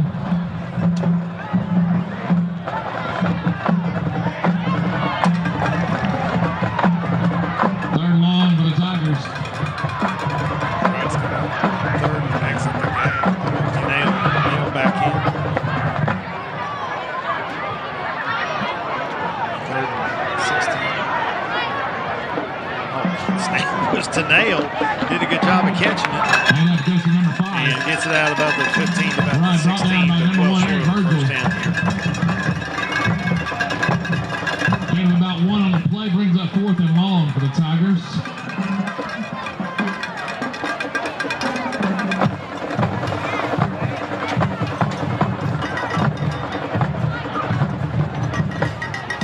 Johnson will do active. Trying to get everyone on the field here.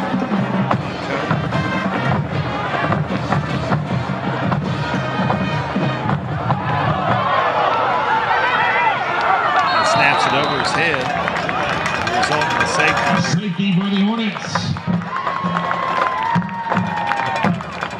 Ball goes into the back of the end zone. And with 2:21 left in the third period, your Hornets 54. Tigers 14.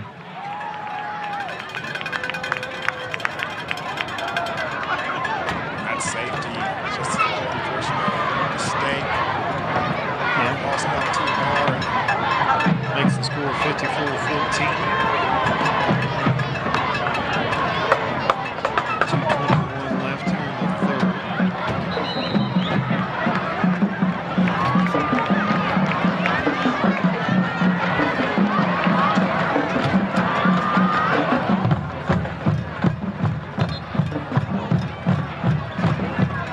ID for your Hornets, number 12, Brady Scott, number 7, Lamario Burton.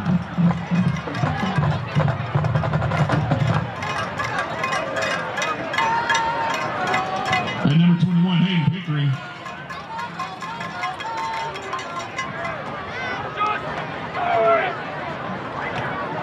Set up for the kickoff. Instead of punt, straight to it here. Nice kick down the right sidelines there. Killed it about the 32-yard. Nice return out across the 50. Whoa! Wall up there. See a couple of flags on the play, but nice tackle there by 33. Sean Barnaby. There's a couple of flags on the field here. I wonder what they're going to call. They saw kind of a little bit of a helmet-to-helmet collision.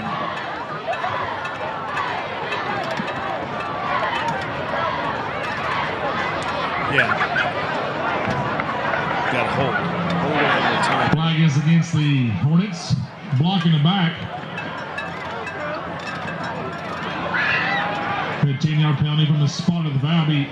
One of the things First and 10 for the Hornets. Hilldale needs to focus on here, and the coaching staff needs to look at is we're going into the playoffs. Don't want to start and create any bad habits at this point in the season.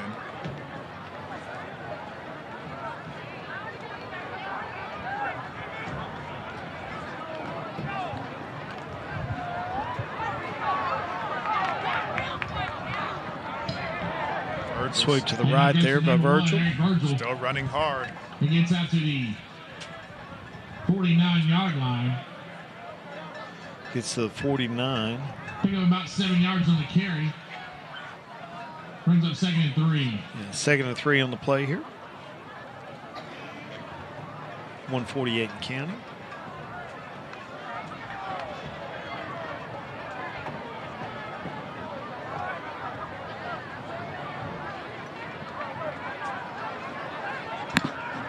David Anderson. Hand off to Virgil, boy, he just makes the first guy miss every time. Or he shoves him off of him. Shoves him off of him, but he Nice keeps his zip balance. arm. I mean, his balance, his center of gravity is so low. Boy, you'd think he could play some college football. You know, maybe not at the Division I level, but he's a D2 type of kid to me. Good, tough runner, really good balance, and like you pointed out earlier, patience is off the charts.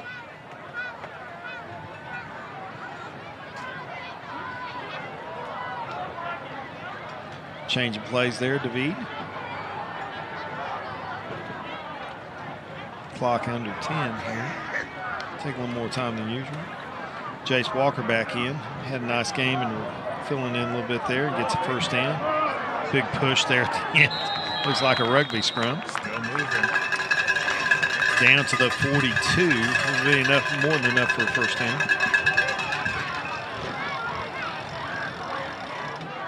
Handoff goes to number 33, Jace Walker. Walker's going to stay in here. Down to the 41-yard line. Hornets first and 10.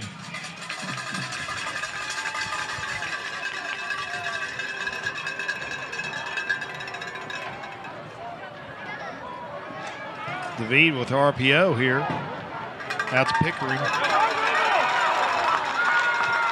Pickering makes a nice hesitation move on the sideline and picks it up and puts it down and gets about to the 10-yard line. No, excuse me, the 13.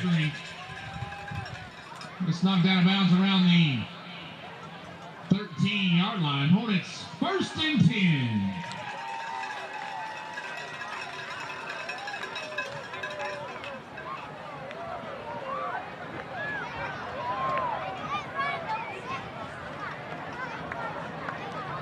David looking over the sidelines, getting directions. We're going to let the quarter run out here.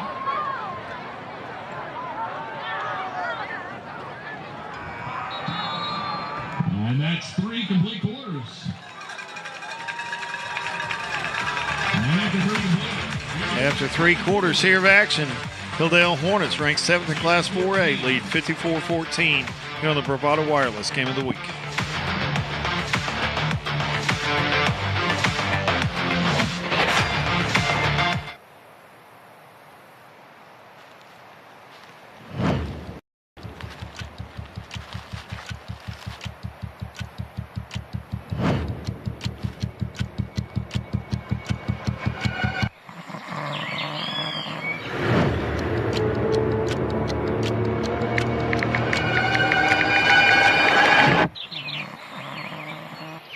Stop by your local Bravado Wireless store to discover our current plans and promotions. Well, dude, I didn't see anything. We're Bravado Wireless, and we believe in the power of connection.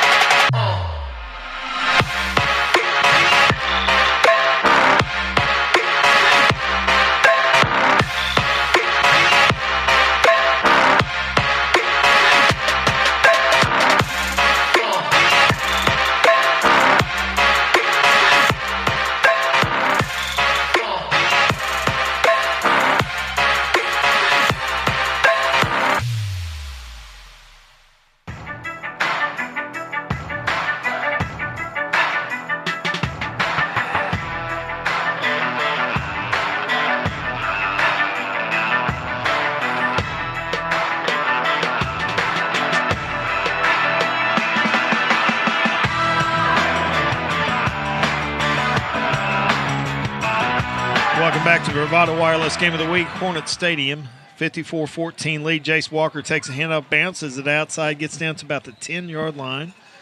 Make a gain of 3 here as the Hornets are driving, again deep in Fort Gibson territory. A couple of reminders for you, Dion, and our listening audience. We're going to draw for the, we've had a season-long drawing and contest for a half a side of beef and a deep freeze to put that beef in. And we're going to announce the winner of that here in just a few minutes. And we also will have a $50 gift card winner for groceries announced on our website here in a couple of minutes. So look forward to both of those as we draw near to the end of this game. And looks like Hilldale's going to advance with a win here tonight. Jace Walker bounces it up the middle, an easy score, make it 60-14 with 11:11 left. And other news for you, Jinx leads 38-21. About 6 minutes left, 6:54 left here against Bixby. Significance of this, Bixby has the state's longest winning streak in history, 59 games. That is in great jeopardy here as we look in Week 10 action here in high school football and shake up the landscape here as you see Schiller back on for an extra point try. And again, perfect that score. But want to also announce, remind you that Bravado Wireless is a proud sponsor of this broadcast and has been season-long sponsor for the Friday Night Lights. And we're going to turn to playoff action early next week, waiting for the conclusion of some of these playoffs and trying to understand where the games are, where they're going to be played at, and we will come to you. We've got a couple of ideas where we might be next week, but turn to our website and to our social media for updates on that. And we might be traveling, might be watching Hilldale again next week, might be in McAllister, might be somewhere else. So we'll wait and see how the playoffs shake out and where we'll be, and we'll announce it early next week. I'm sure you guys could have some influence on that. I mean, it is social media where you get to interact with everybody that you know and love. And so if you love Bravado Wireless and you want us to come to your game, go ahead and let them know on that social media page, Facebook, Twitter, Instagram. Go Absolutely. Ahead, let them know. Be a deciding voice in that, and we'll come and see you next week. And we're excited about the playoff action. Weather's turning. It's good football, playoff action, Dion. You and I are going to be bundled up and like a couple of skiers in eastern Oklahoma here. Yeah, so a couple of Eskimos. We had a game last year where we called the game in the outside because we just didn't have enough room in the press box. And I'm telling you, we debated on whether to come back. Yeah, I want to avoid that situation entirely. Yeah, absolutely. But I think we could have a deciding vote in that too. Probably we're not showing up if you don't have press box room for us. But great game here tonight by the Hornets, really building on the momentum they've had all season and finishing off season in a strong way. Again, they got to wait to decide the district title based on the outcome of the Broken Bow Ada game, which will be played Saturday afternoon. Nice pass out there to Waggle. Boy, just can't make anybody miss.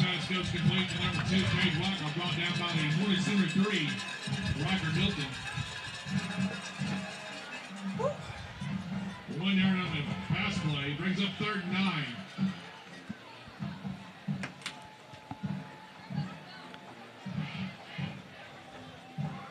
Third and 9 here for Mahaney.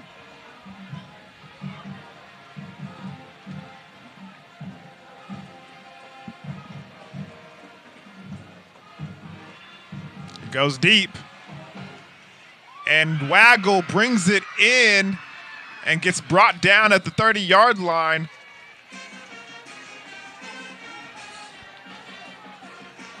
Great pitch and catch from Mahaney to Waggle to start the drive in the 4th quarter. Big-time play there. They've not connected enough, but that's a great combo there on the outside between Mahaney and Waggle. Mahaney looking for room to run. Good job getting outside the pocket and getting a positive play right there. 26-yard line. Give him about 4 on the play, brings up 2nd and 6.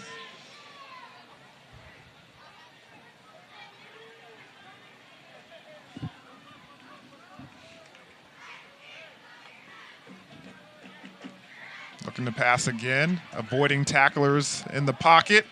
Gets out of the pocket, extending the play, and gets Johnson by himself. Great job by the quarterback, Mahaney, but there is a flag behind the line of scrimmage, and they're going to call holding.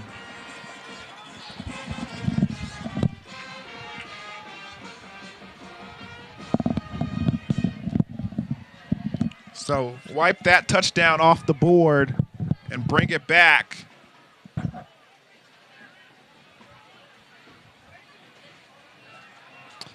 Okay. We have our winner, Dion, and I'm going to announce it for the half a side of beef and the freezer to put that beef in is DeLacy Kilpatrick. So, DeLacy, if you're listening tonight, we'll contact you via email or cell phone as well. But you're the winner of the season-long drawing for the half a side of beef from Bravado Wireless. And if you don't want it, Dion and I will take it. Congratulations. Have you seen the price of beef? That's